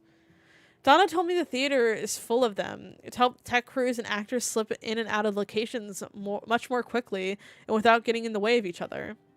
They only get used during shows. Your brain turns this information over, meaning only someone who works in the theater or has worked in the theater would have known about this. It's not exactly the best kept secret, so someone at the party could have noticed it. Angie steps through first, using her flash on her phone to light the way. You notice that there is a light bulb every few feet, but neither of you turn them on. The floors are wooden and creak underfoot. A few spider webs up high in the corners. The tunnel seems to wind on and on. Maybe it feels that way. Angie suddenly stops in front of you. You almost bump into her. You peer around her shoulder. Angie's got the light trained on someone's face. Could you stop that? Are you trying to blind me? Another suspect. What are you doing here? Returning to the scene of the crime? I only want to get my book back. Anna Maria distracted me and I forgot it there. I didn't remember until now. Likely story. You can ask Anna Maria if you don't believe me. Although she probably doesn't remember anyways. She has no respect for books. The police took everything. There's no point in you sneaking in. My book was innocent. It did nothing wrong. She glares at the two of you. Aren't you the murder suspect? What are you doing here? Returning to the crime scene. I only want to clear my name. I'm not guilty. Someone else committed the crime and framed me. I know now they called me to the room in hopes I'd stumble upon the body. Then they called the cops on me. Angie's eyes grow distant. Going back to the room must have brought back the horror of the situation. Poor Stanley. Their throat was slit, and so were their wrists. They choked to death on their own blood. They must have been so scared.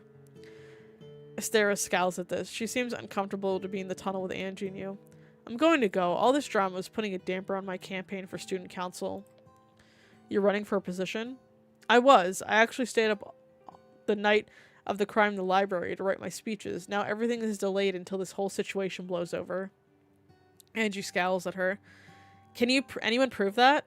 Estera frowns. I was in a small hidden corner of the library only I know about to avoid the general idiots on this campus, so no. This isn't Angie's fault, by the way. This isn't Angie's fault, but the fault of whoever killed Stanley, someone who had motive. You think I did it? She doesn't miss your pointed look. She scoffs, deeply offended. I wasn't running for her position. I had no need to get rid of her, even if her character did overlap with my character on this campus. There can only be one bookworm, you know. I take vast pride in my nerdiness, and she was trying to take my spot. Mia was the one running for Stanley's position, but again, who would kill over that? Mia would have won the election easily. Another clue to the puzzle. Estera leaves after this, telling you two not to follow her. You wait until she's gone to speak with Angie. This just gets more and more convoluted. A lot of pieces are falling into place, and you think you have enough to draw a conclusion. You and Angie exit the tunnel. Who do you think it is? Mia? Mia was running for student council right after Stanley's position. Maybe they had a disagreement over it, leading to Mia sacrificing Stanley in some twisted ritual to get the position. After all, Mia had been reading that book about rituals in the library when you had arrived. It wouldn't be too hard to suspect that Mia would have had the police plant a fridge in front of the panel since the sorority and the cops had an agreement. Mia crosses her arms over her chest. Oh! So she's just here eavesdropping? Or did we just go to her to, like, say all this shit? Alright, another water break.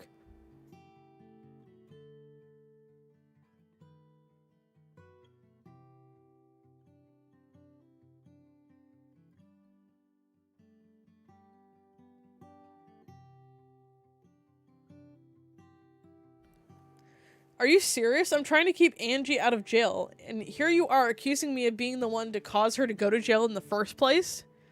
I want both of you out of the sorority, now. To everyone's delight, the police no longer declare Angie as a suspect in the case a few weeks later. I don't want to be a bourbon. With your wrist still in wrap, Angie quickly steps in to try and help you around the dorms or around campus whenever she can. So that help and extra attention is nice.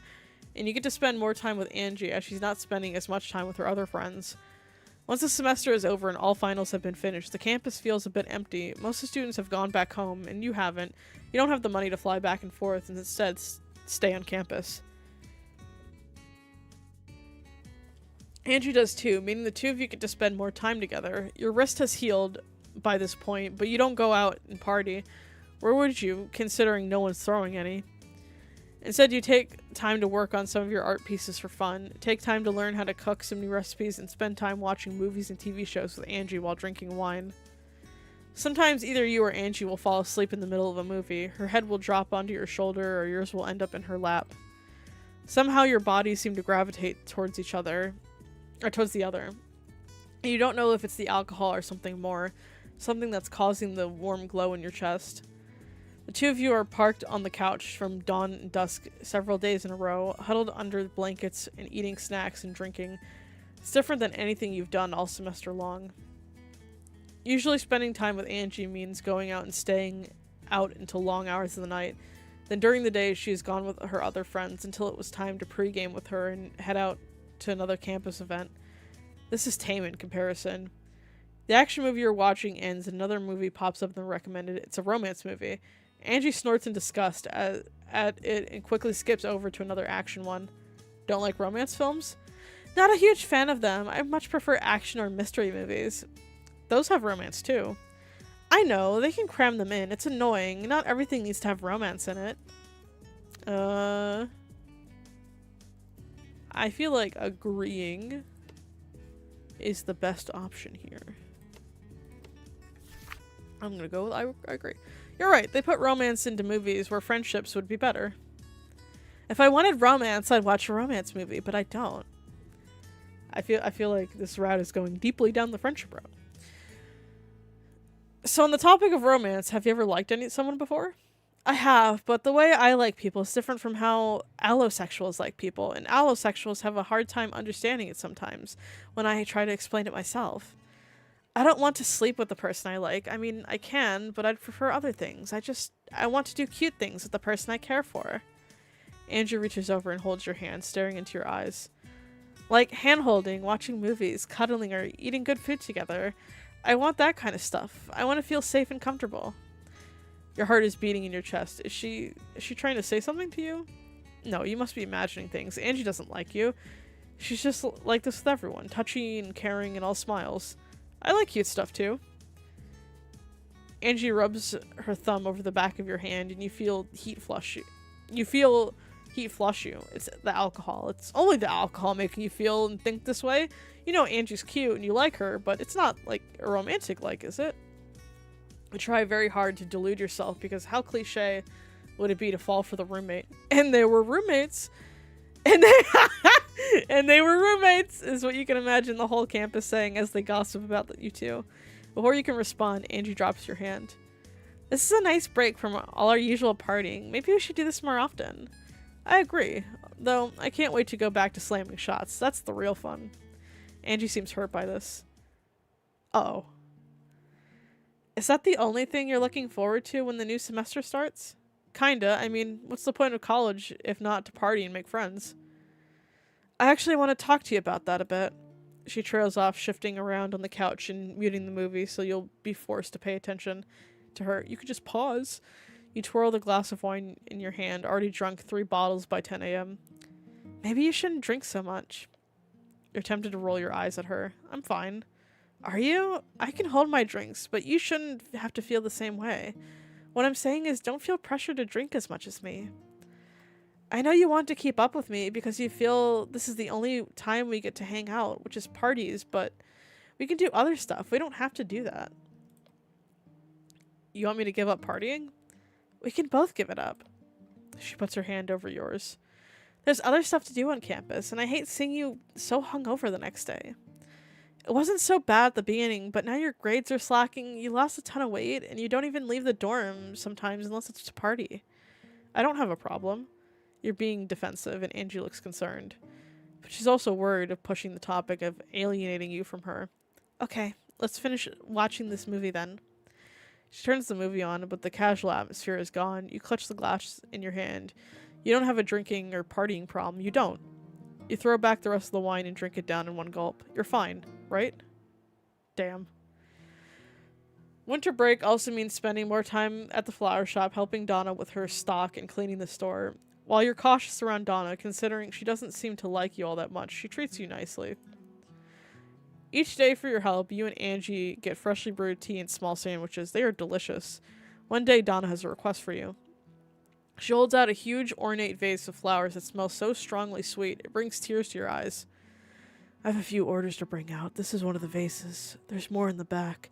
Angie, can you load them into your car? Alcine needs them. Right away! You help Angie load the heavy vases into the back of her car. The entire drive over, you can't stop sneezing from the heavy scent. Her car takes the two of you to an impressive mansion. Who lives here?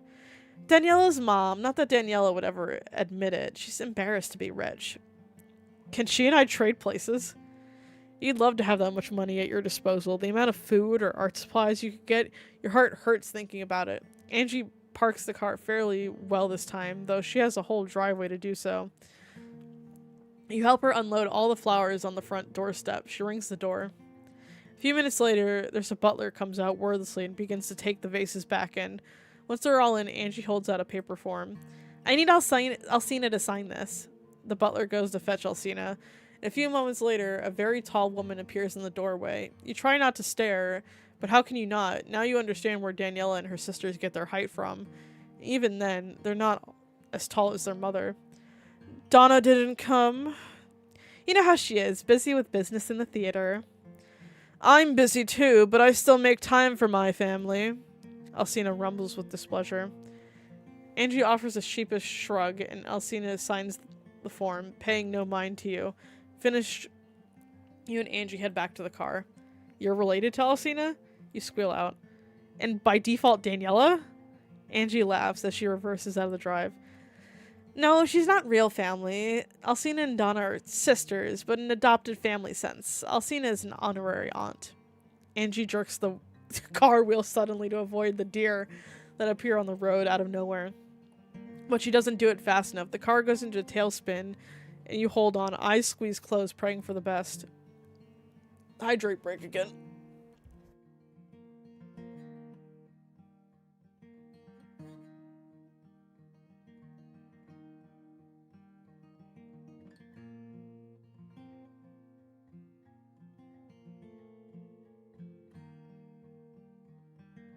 Alright.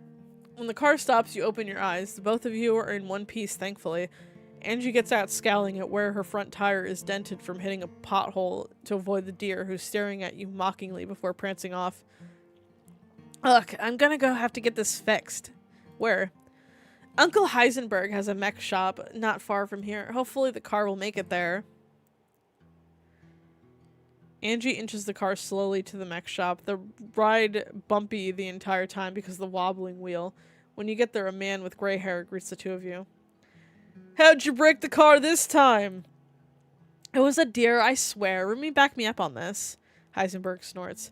You're brave riding with her. You couldn't pay me to do it. Do you want to know how many times I fixed that car? It's a miracle it's still standing. You'd prefer not to think about it. How long to fix it? An hour. You and your friend can help yourself to some coffee in the back. Angie waves his offer off. No thanks. I'd like us to actually live. Instead, she pulls the two of you out, and you sit on the bench in front of the shop to pass the time. Angie's unable to sit still and quiet for more than a few minutes. Let's play 20 questions. You ask me anything, and I ask you anything. Ask her anything, and what should you ask first? Favorite color. That's an easy one. I love all the colors of the rainbow. That's the gayest answer of them all. What should you favorite food? Anything and everything I will eat. Alcohol, of course. My turn to ask you some. Have you ever killed someone? What? Jeez. Hi, Monk. Jeez, Angie, what the fuck is up with that question? Just curious. I mean, we had the whole me being accused of murder thing, so I'm wondering how you'd react to something like that. Probably not very well. Next question. Angie grumbles at your dismissal of the question, but moves on. What's your favorite color? She flips your own question on you. You appreciate her scaling the intensity back. Yes, they have my favorite color. It's an interesting one. I didn't think it would go down this way. Jesus Christ. Thank you. Scoot. Purple is my actual favorite color. Purple. I like purple because it's the color of royalty. That's not why I like purple. I just think it's aesthetically pleasing. As you can see, by my design always being purplish. Favorite book? You think I read? Not that being an actual answer. No. Oh my, they picked my brain for this. I kind of want to say that, but the true answer for me is fan fiction. I read a ton of fanfic. I'm gonna go fan fiction. I used to read real books until I discovered fan fiction, and my life has never been the same. Angie kicks her feet back and forth on the bench. She sighs impatiently. Even the game isn't enough to sate her. When will Uncle Heisenberg be done? He's not your actual uncle, is he? Nope, just part of Donna's friend circle to say. But they've known each other for so long that they insist us kids call them family. Don't mean to go back to your family, but given Alcina's not really your aunt, and is Donna really your aunt? She is. She's my mother's sister, but then both my parents passed away in a tragic accident. I was there with them at the time, but I somehow survived. I woke up from a coma in Donna's house, and she told me what happened, and I've been staying with her ever since. Oh, jeez. You hadn't meant to open up all that trauma. I'm sorry, I didn't mean to. Angie waves you off. It's fine. It's been so many years, and I don't really remember them, and I love Aunt Donna. She takes good care of me, and it never lets me come to harm. Though, I wish she'd let me leave this town. Heisenberg sticks his head out the door. Car's all fixed. You can get it now. Angie bounces out of her seat, and the two of you head back to the car to go back to campus. Don't whine about it. After finding out about Angie's past, you can't help but wonder how she keeps a smile plastered to her face every day. You suppose maybe she really doesn't remember much from her childhood, so it doesn't bother her, or maybe she just always has been a bright and bubbly person no matter what. The new semester begins, and it's right back to partying for you and Angie. You've gotten your new classes picked out, but they interest you even less than before. Even with your wrist all healed up, you don't use that hand for writing, but for pouring and mixing drinks. Despite the murder in the theater last semester, the parties still go strong there. You're there nearly every weekend, hanging out with anyone and everyone, taking shots with Anna Maria, dancing with Livia, and nearly making out with Nicoletta. Oh god! Not the change in music. Eventually you have to hit rock bottom. It comes in March, right as exam season is going to start. You end up drinking way too much and wake up in the hospital on an IV. Angie coming to fetch you and drive you back to campus when you're finally discharged. The car ride back is tense. Angie's eyes glued to the road. She drives slowly, which is unlike her. She doesn't say a single word to you until you arrive at the dorms. Angie looks concerned. Yeah, we kind of have a drinking problem in this route. It happens. For once, her permanently etched smile is gone. I think we should stop partying for a bit. I'll be fine. I can keep going. You would be loath to give this up. They're counting on you to be there at the parties to help them drink and dance the night away. Angie shakes her head. It won't hurt you to miss a few days of partying. A few days? You're a guest. You can't miss out on that many days. Partying is a lifestyle. You try to rise up from your bed, but she puts a gentle hand on your shoulder to move you back down. I'm seriously concerned for you. I don't want you to become an alcoholic. Are you real right now? I'm the alcoholic? What about you, you hypocrite? You guzzle back more alcohol than a fighter jet guzzles fuel, and you want to tell me to stop? Maybe we shouldn't have gone that far. That was a little much. Your loud tone of voice make your eyes widen and hurt. You feel awful after last night, and her nagging at you only makes your body ache more. I'm only trying to look out for you. College is supposed to be fun, not hurtful. Don't tell me what to do. Now Angie gets angry. I will tell you what to do when it's your own health at risk. I can handle drinking. You can't. Then why don't you stop drinking? Why am I the only one who has to? Angie heaves out a sigh. Fine then.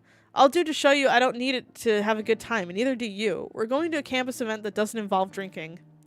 You scowl at her. Certain she'll fail at this. Her life revolves around socializing, around being that #1 party girl on campus. How could she easily step away from all that? For you, I'll do it. I didn't think that this would happen to you if we hung out. Her eyes become downcast and she rubs her upper arm. This is my fault. If it hadn't been for me introducing you to everyone, then this would have never happened. You'd have never gone to the hospital and get your stomach pumped. Damn, we got a stomach pump? Shit. You wouldn't get hurt. You wouldn't have to rely on drinking to have fun or to make friends. I thought you'd be different. I thought you wouldn't let yourself get to this point. You don't know what to say to this. It's not her to blame. It's not her to blame to shoulder. Oh, it's not her blame to shoulder. You should be more responsible when you drink. No one is forcing you to do it. In fact, the only one thinking they need to drink more to prove that they're more fun is you. You let your eyes slam close. Your earlier anger dissipates. You're being an ass to Angie and to yourself. You'd let yourself get carried away. Maybe drinking wasn't the key to having fun in college. This is your wake-up call. I think maybe a break would be good, but for the record, I'm not an alcoholic. I'm not. Angie doesn't look entirely convinced, but she nods her head. Tomorrow, let's go to the International Food Club event. Some good food will help you get better. You and Angie head out to the International Food Festival that is happening at 2 p.m. on Saturday. The place is packed already, loads of hungry college students hoping to catch some cheap bites of food. Students who are part of the club are allowed to make their own dishes and share them at a profit. You could have signed up, but you were too busy drinking. In fact, you wonder how many campus events like this you've missed, all because you're busy overcoming hangovers. The smell of all these different foods is mixing together, making you hungry. They're spicy and savory and sweet scents all mingling together. You spot a few familiar faces. Who should you go first? We'll just go in order. Actually, let's go to Danny's table first. Danielle is standing with her sisters, Cassandra and Bella. Bella is standing arms crossed across her chest and looking as if she paid good money to be anywhere else while accepting people's money, while Cassandra flirts with the customers and heaps up giant platefuls of food. Daniela hands out forks and napkins and greets each person with a smile. When she sees you and Angie, she waves over. I've saved some food for my favorite roomies. You better have. This is sarmale, essentially cabbage rolls. I made those. Cassandra made the kozanak, which is a sweet type of bread with swirls, and it looks very fancy. And Bella made the chiftile, which are meatballs. She makes the best balls. These balls are only ones I'll ever let enter my mouth. Oh, God, Cassandra. Thank you. Cassandra gives a wink. Bella pulls a face at her. People are trying to eat here, and you always talk about male genitals. Have some decorum. God. Cassandra doesn't look too apologetic. I'll make sure to talk about female genitals instead. This is wild. Bella lets out a pained groan and launches into a tirade in Romanian, no doubt scolding Cassandra.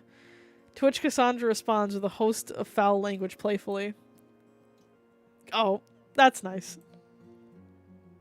That's nice. Welcome, welcome. Daniela rubs the back of her head sheepishly.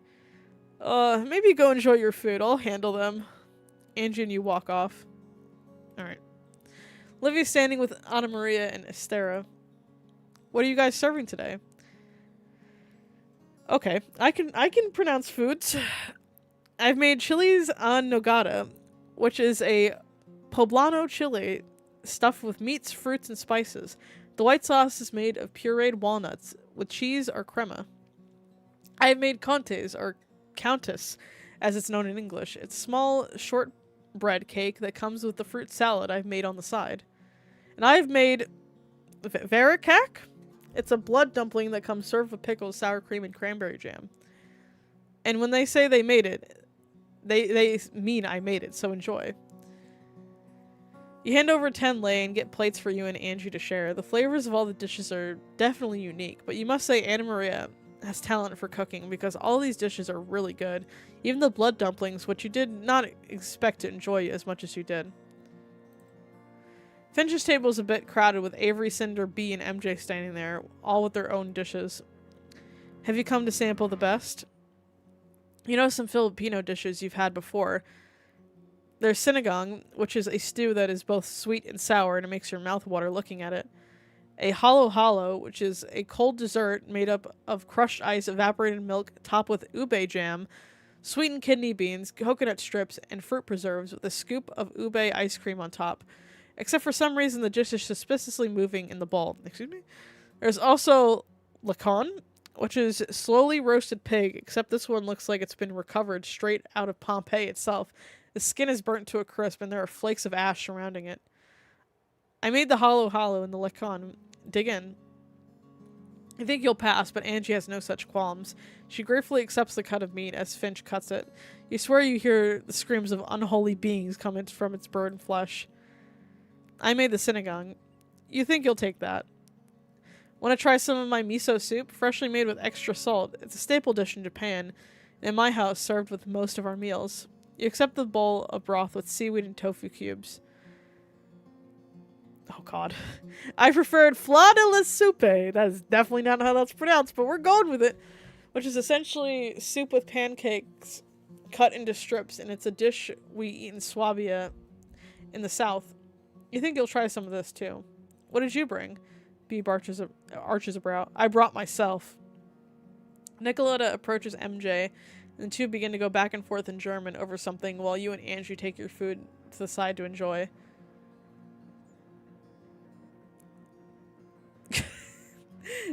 Oh, I took 1 year of German in high school. Didn't learn a single word because we never got out of the table of contents. Oh boy. Alright, last table.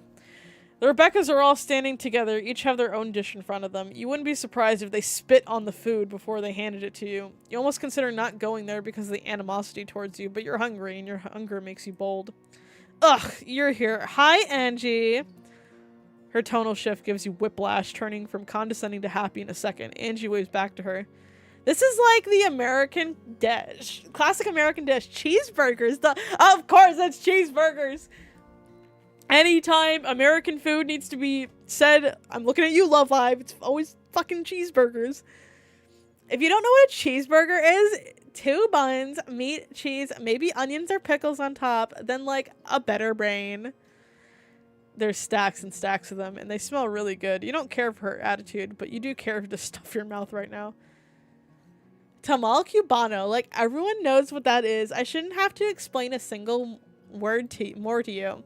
It's the best damn dish in the world, and you better be fucking grateful you get to eat my cooking. You don't exactly know what it is, but it looks good too. Because you're an uncultured swine, I'll tell you a little bit about my clearly awesome dish.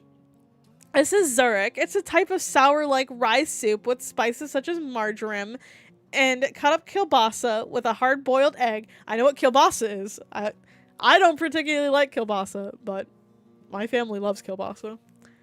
There you go. There is the Polish of me knowing what kielbasa is. It can be served in a regular bowl, but I'm amazing, of course. I've served it in a bread bowl. What is this, Panera? We got the dangerous lemonade. See, my family sometimes pronounce it kielbasa, but also they say kielbasa, so I don't know what the technical pronunciation is there, but I always hear both from them.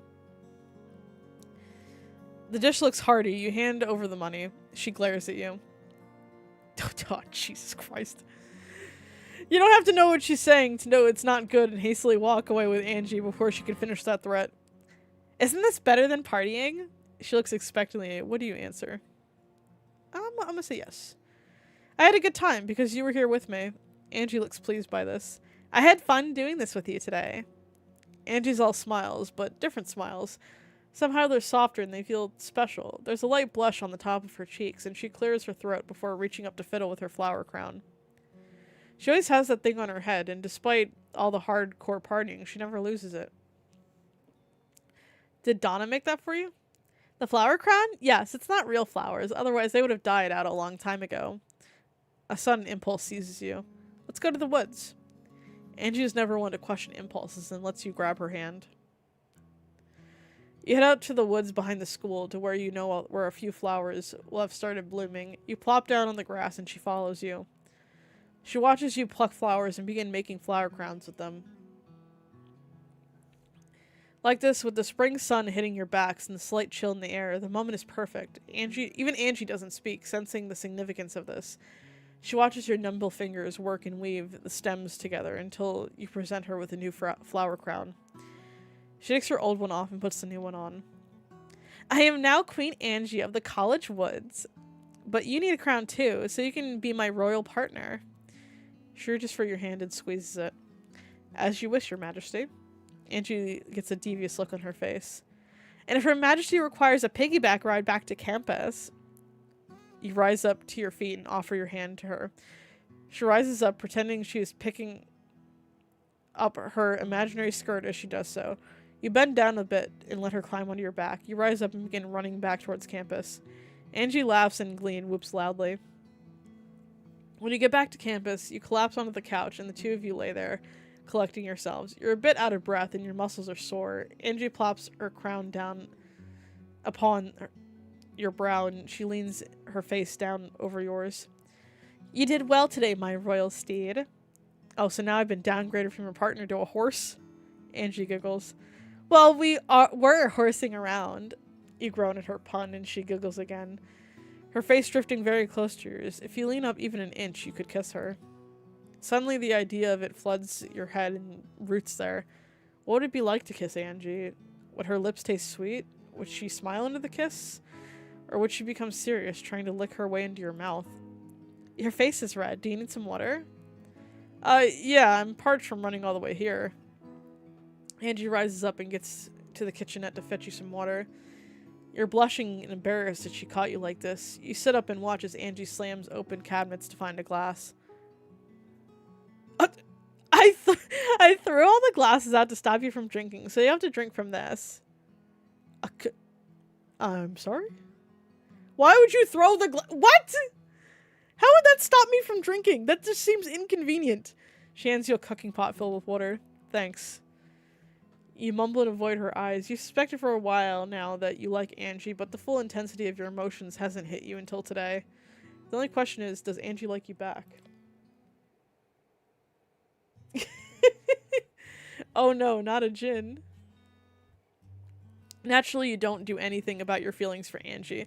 At least not for some time. Your partying has been tempered by her efforts to take you to other campus events to avoid drinking yourself until early liver failure. Yeah, this is a very interesting route. I'll say that. And welcome to stream. Unsurprisingly, when you're not partying, you actually get to know Angie a bit more at these events. You find out she loves arts and crafts, specifically scrapbook making. She loves flowers, and has most of their meanings and uses memorize from working with Donna. Angie has a big appetite and will eat anything. She's strong and very athletic. She enjoys sunbathing when the sun is out. You still feel the call to party every weekend, but it gets to be more bearable, and it's like you've given it up entirely. You still go out a few times a month, but now you actually have time to study and look through your homework for class. Your grades go up a bit, but it's probably too late to salvage the majority of them. No, Angie is a Bienaviento. Cassandra, Bella, and Danny are the three Dimitrescu sisters. Since it's the end of the spring semester, there's a bit of a celebration to attend. The university has rented out an inflatable bouncy castle, ice cream, and food trucks for all the students. You feel a bit like a young kid at a carnival. Angie looks like she is about to burst out of her skin with excitement. With many fellow students are walking around half-drunk, sipping out of discreet mugs, you and Angie opt to be sober for this event. What should we do first, Remy? What do you want to do first? Fuck it, let's hit the bouncy castle. Let's bounce. I bet I can bounce higher than you. You race over to the bouncy castle, take off your shoes, and start bouncing around to outdo each other. You're laughing really hard, which makes it hard to concentrate on jumping too high. The castle does start to get crowded a bit, so you and Angie decide to leave after a few more minutes. Man, I have not been to bouncy castles since probably childhood. I didn't even know they made adult bouncy castles. I don't know what a potential bad end for this could be, because usually the bad ends, because I feel like we're reaching kind of towards the end here. So all the bad ends have been like terrifying. So I don't know what the bad end could be. Let's get cotton candy. You walk over to the vendor and order 2 cotton candies, 1 pink and 1 blue. Angie takes the blue and sticks her whole face into it, devouring it in seconds. She got tufts of it stuck on her cheeks, and you reach over to pluck the bits off before popping them into your mouth. They melt on your tongue. Sweet. I mean, it is cotton candy. I love cotton candy. Are you gonna eat yours? You feel full in her saccharine smile and decide you don't need any more candy. You decide to indulge her and hand yours over. She devours that in seconds too. Let's get a drink. They have bubble tea that you can try. Angie's never had some before, so this should be a fun experience for her. Her face lights up at the first sip. A solid and a liquid. I could kiss whoever invented this. That makes you feel irrationally jealous, and you're trying to ignore that feeling. Ooh, let me know what you think the bad ending could be. You died from alcohol poisoning! Yeah, Monk, that's the ending. You decide to never stop drinking and die from alcohol poisoning. Angie and you walk around the festival a bit more until the sky begins to darken and a crowd gathers at the edge of the campus grounds. A hush draws over the crowd as the fireworks begin to shoot up into the sky and explode into a colorful array. Angie eats us! Yeah, she turns us into a vodka. Angie lets out delighted sounds at the sight of them. You find yourself watching her expressions more than you find yourself watching the fireworks. If she catches you staring, it smiles at you. What? Nothing. Your feelings for Angie have grown past the stages of friendship, but does she like you? It's hard to tell since she's friendly with everyone. She seems to treat everyone the same way. Oh god. This is a decision. Chicken out, go all the way. I'm kind of torn between these two. Go all out, fuck it. Angie, I have something to tell you. You decide that even if she turns you down, you at least tried. Yeah? You turn her by the shoulder, that way she'll face you. Your eyes are intense on her face. Angie, I've had a lot of fun being a roommate, but I think I could have more fun being your romantic partner. What I'm saying is, I like you, Angie. Angie smiles.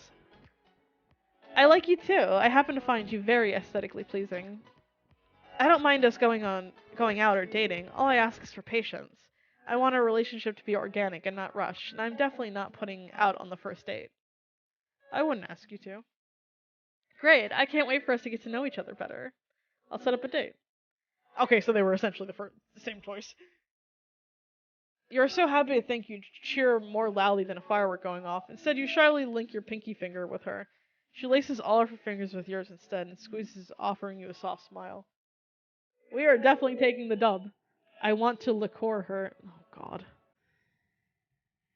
You've asked Angie out, but what exactly will that mean for the two of you? You want to impress her and be a good romantic partner, but before the two of you can even get more serious, you have a lot of getting to know each other to go through. See, I prefer to get to know someone completely before asking them out, but you know. Just me.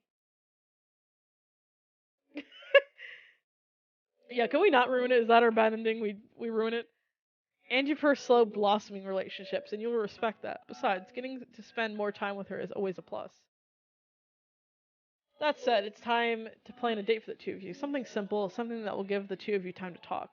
You figure a dinner at a restaurant would be a good place to start. You book a spot for the local restaurant in town. Angie drives the two of you there. Seafood? Angie asks when she passes you the tank filled with the live lobsters. Do you not like seafood? I love sea animals. Oh, that's not the same. No, that's not the question. Oh no, you've already messed up the date by taking her out to eat seafood. Should we find another place? No, this is fine. I can manage this. They have to have non-seafood options. The two of you sit down at the table and peruse the menu. Thankfully, there are some alternative options you both order. While you wait for the food, you talk. Mostly Angie talks. She's a great conversationalist, and there's nothing she can't talk about. You nod your head along to what she has to say. Yeah, imagine taking someone out to a date, and they're just like, oh, cute sea animals. Oh, fuck. That's when I'd shit myself. I'd be like, oh, okay, I've already fucked up this date. What are you thinking of for next year? I'll probably stay at the college. It's a free ride, so why shouldn't I stay here? And then after I graduate, I'll probably work back in the States. If you graduate, I've seen your grades. They're not that bad. C's make degrees, as they say. Dinner arrives and you make small talk over it. There's one pressing question you have to ask. Angie, I know you said you wanted to take this relationship slow, but I wanted to ask if we could be exclusive. Meaning that while we're dating, we won't be seeing anyone else. That's with me. Smile of relief and the anxious knot in your stomach dissolves. You have been worried you've been pushing too much. You didn't want to pressure her too much, given she wasn't huge on relationships and dating. Once dinner is over, you pay for the bill, and as you wait for your credit card to come back, you notice Angie eyeing the lobster tank. Angie? You ask with some trepidation. You don't like the scheming look in her eyes. What if we stole their lobsters and freed them? I knew that. God damn it. What? Angie shushes you so you don't draw the attention of the waiters. It'd be funny, and we'd be letting the lobsters go back to their free life. I don't know. I'll do it on my own if you won't. Angie looks serious, and you know there's no way to dissuade her once she has her idea in her head. I'm not getting arrested over lobsters. Who says we'll get arrested? Angie. Wait for me in the car. She gets up from the table. You heave out a sigh and leave the restaurant. You have no idea how she's going to steal those lobsters. Not the salad with dolphin meat. No, that's when I never go back to that restaurant. 10 minutes later, Angie runs out of the restaurant holding the entire tank within her hands. She yanked it out of the wall by the looks of it. Her eyes bulge in shock. One of the waiters is yelling at her to come back, but she keeps running. She drops the tank into the back seat, buckles it in, and then jumps into the driver's seat before gunning the engine. How the hell did she manage?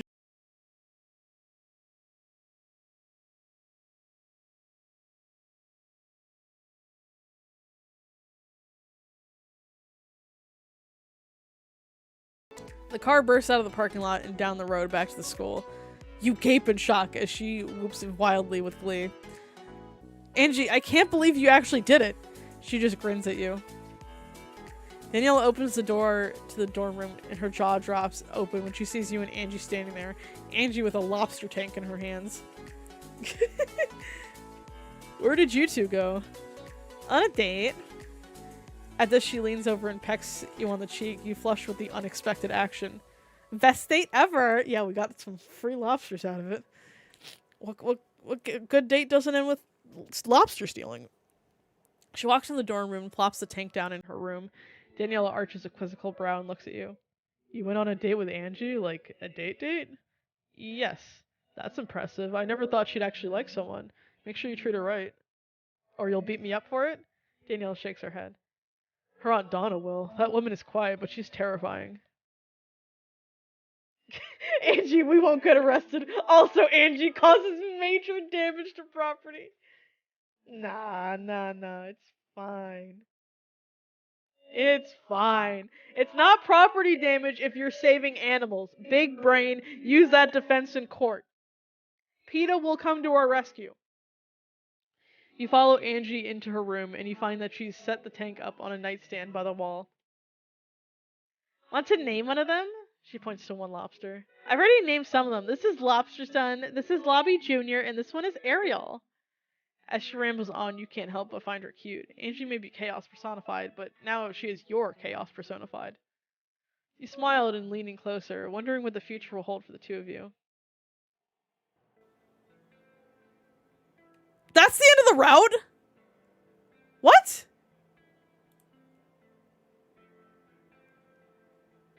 That's the end of the route? That's interesting.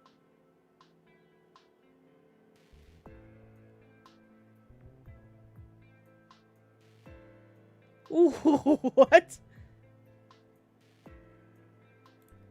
Wow, okay, I didn't expect that to be the ending of the route. Yeah, that just felt kind of short.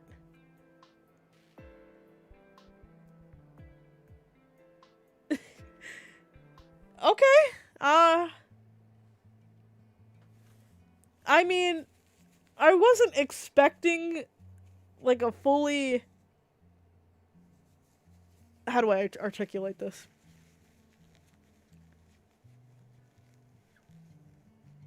Yeah, I mean, that wasn't a bad ending. Just, I didn't think it would cut off there, is all. I thought we'd, like, I don't know, go on maybe, like, another date or something. Yeah, this one seemed, like, a lot more up in the air. Like, yeah, you're dating, but, like, just barely. Like, the other routes have all cut to you, like, in the future. But that one just kind of ended. I don't know. I don't know. I'm a little disappointed by that. No, I knew. Okay, I didn't want to like talk about this, but like, I knew we weren't gonna like have intercourse, I guess is the proper term, because she's asexual. So I figured that was not gonna be the route, and that's fine. I don't need that to happen in the route, and I wasn't expecting that to happen. But, like, I don't know, I thought we'd have, like, another, like, more romantic date. No, you're good, I meant to bring it up anyway, but I didn't know how to, like, say it without coming off, like, weird, I guess. I don't know, like, I feel like there could have been a little bit more to that ending than just stealing lobsters and saying that we're dating. Like, we I don't know. There was a good chunk of the route that wasn't even, like, about Angie either. Like, when we played Spin the Bottle, like, I feel like this is one of the weaker routes, if I'm honest. But that's okay. I mean, I liked getting to know Angie more. But I thought there'd be a little bit more to the route, but that's okay. Now our only route left is Miranda's. We have one route left. And I saved Miranda's for last because I remember the devs of the game recommended to save that route for last, so we were doing that one last. I don't know when I'll do that route. Hopefully next week. I mean, sometimes all a relationship is saying you're dating and stealing lobsters. Yeah. I still... See, I keep going back and forth between whether Daniela's route or Bella's route was my favorite. I want to say maybe it's Bella's is my favorite. Because of the ending, but okay. If we're not weighing heavily on the ending, then I'd say Daniela's is probably my favorite. Because it's just super sweet, like, the whole time through. But, like, my favorite ending is probably Bella's. So, I mean, I don't want to say I have a least favorite route. I feel like that's mean to say. Because I thoroughly enjoyed playing through all of them. But I would say either this one or Lady D's is my least favorite. But I'm curious where Miranda's is going to go. I feel like that one's going to be a long route. But hopefully next week I'm not feeling like vocally strained like I kind of am right now.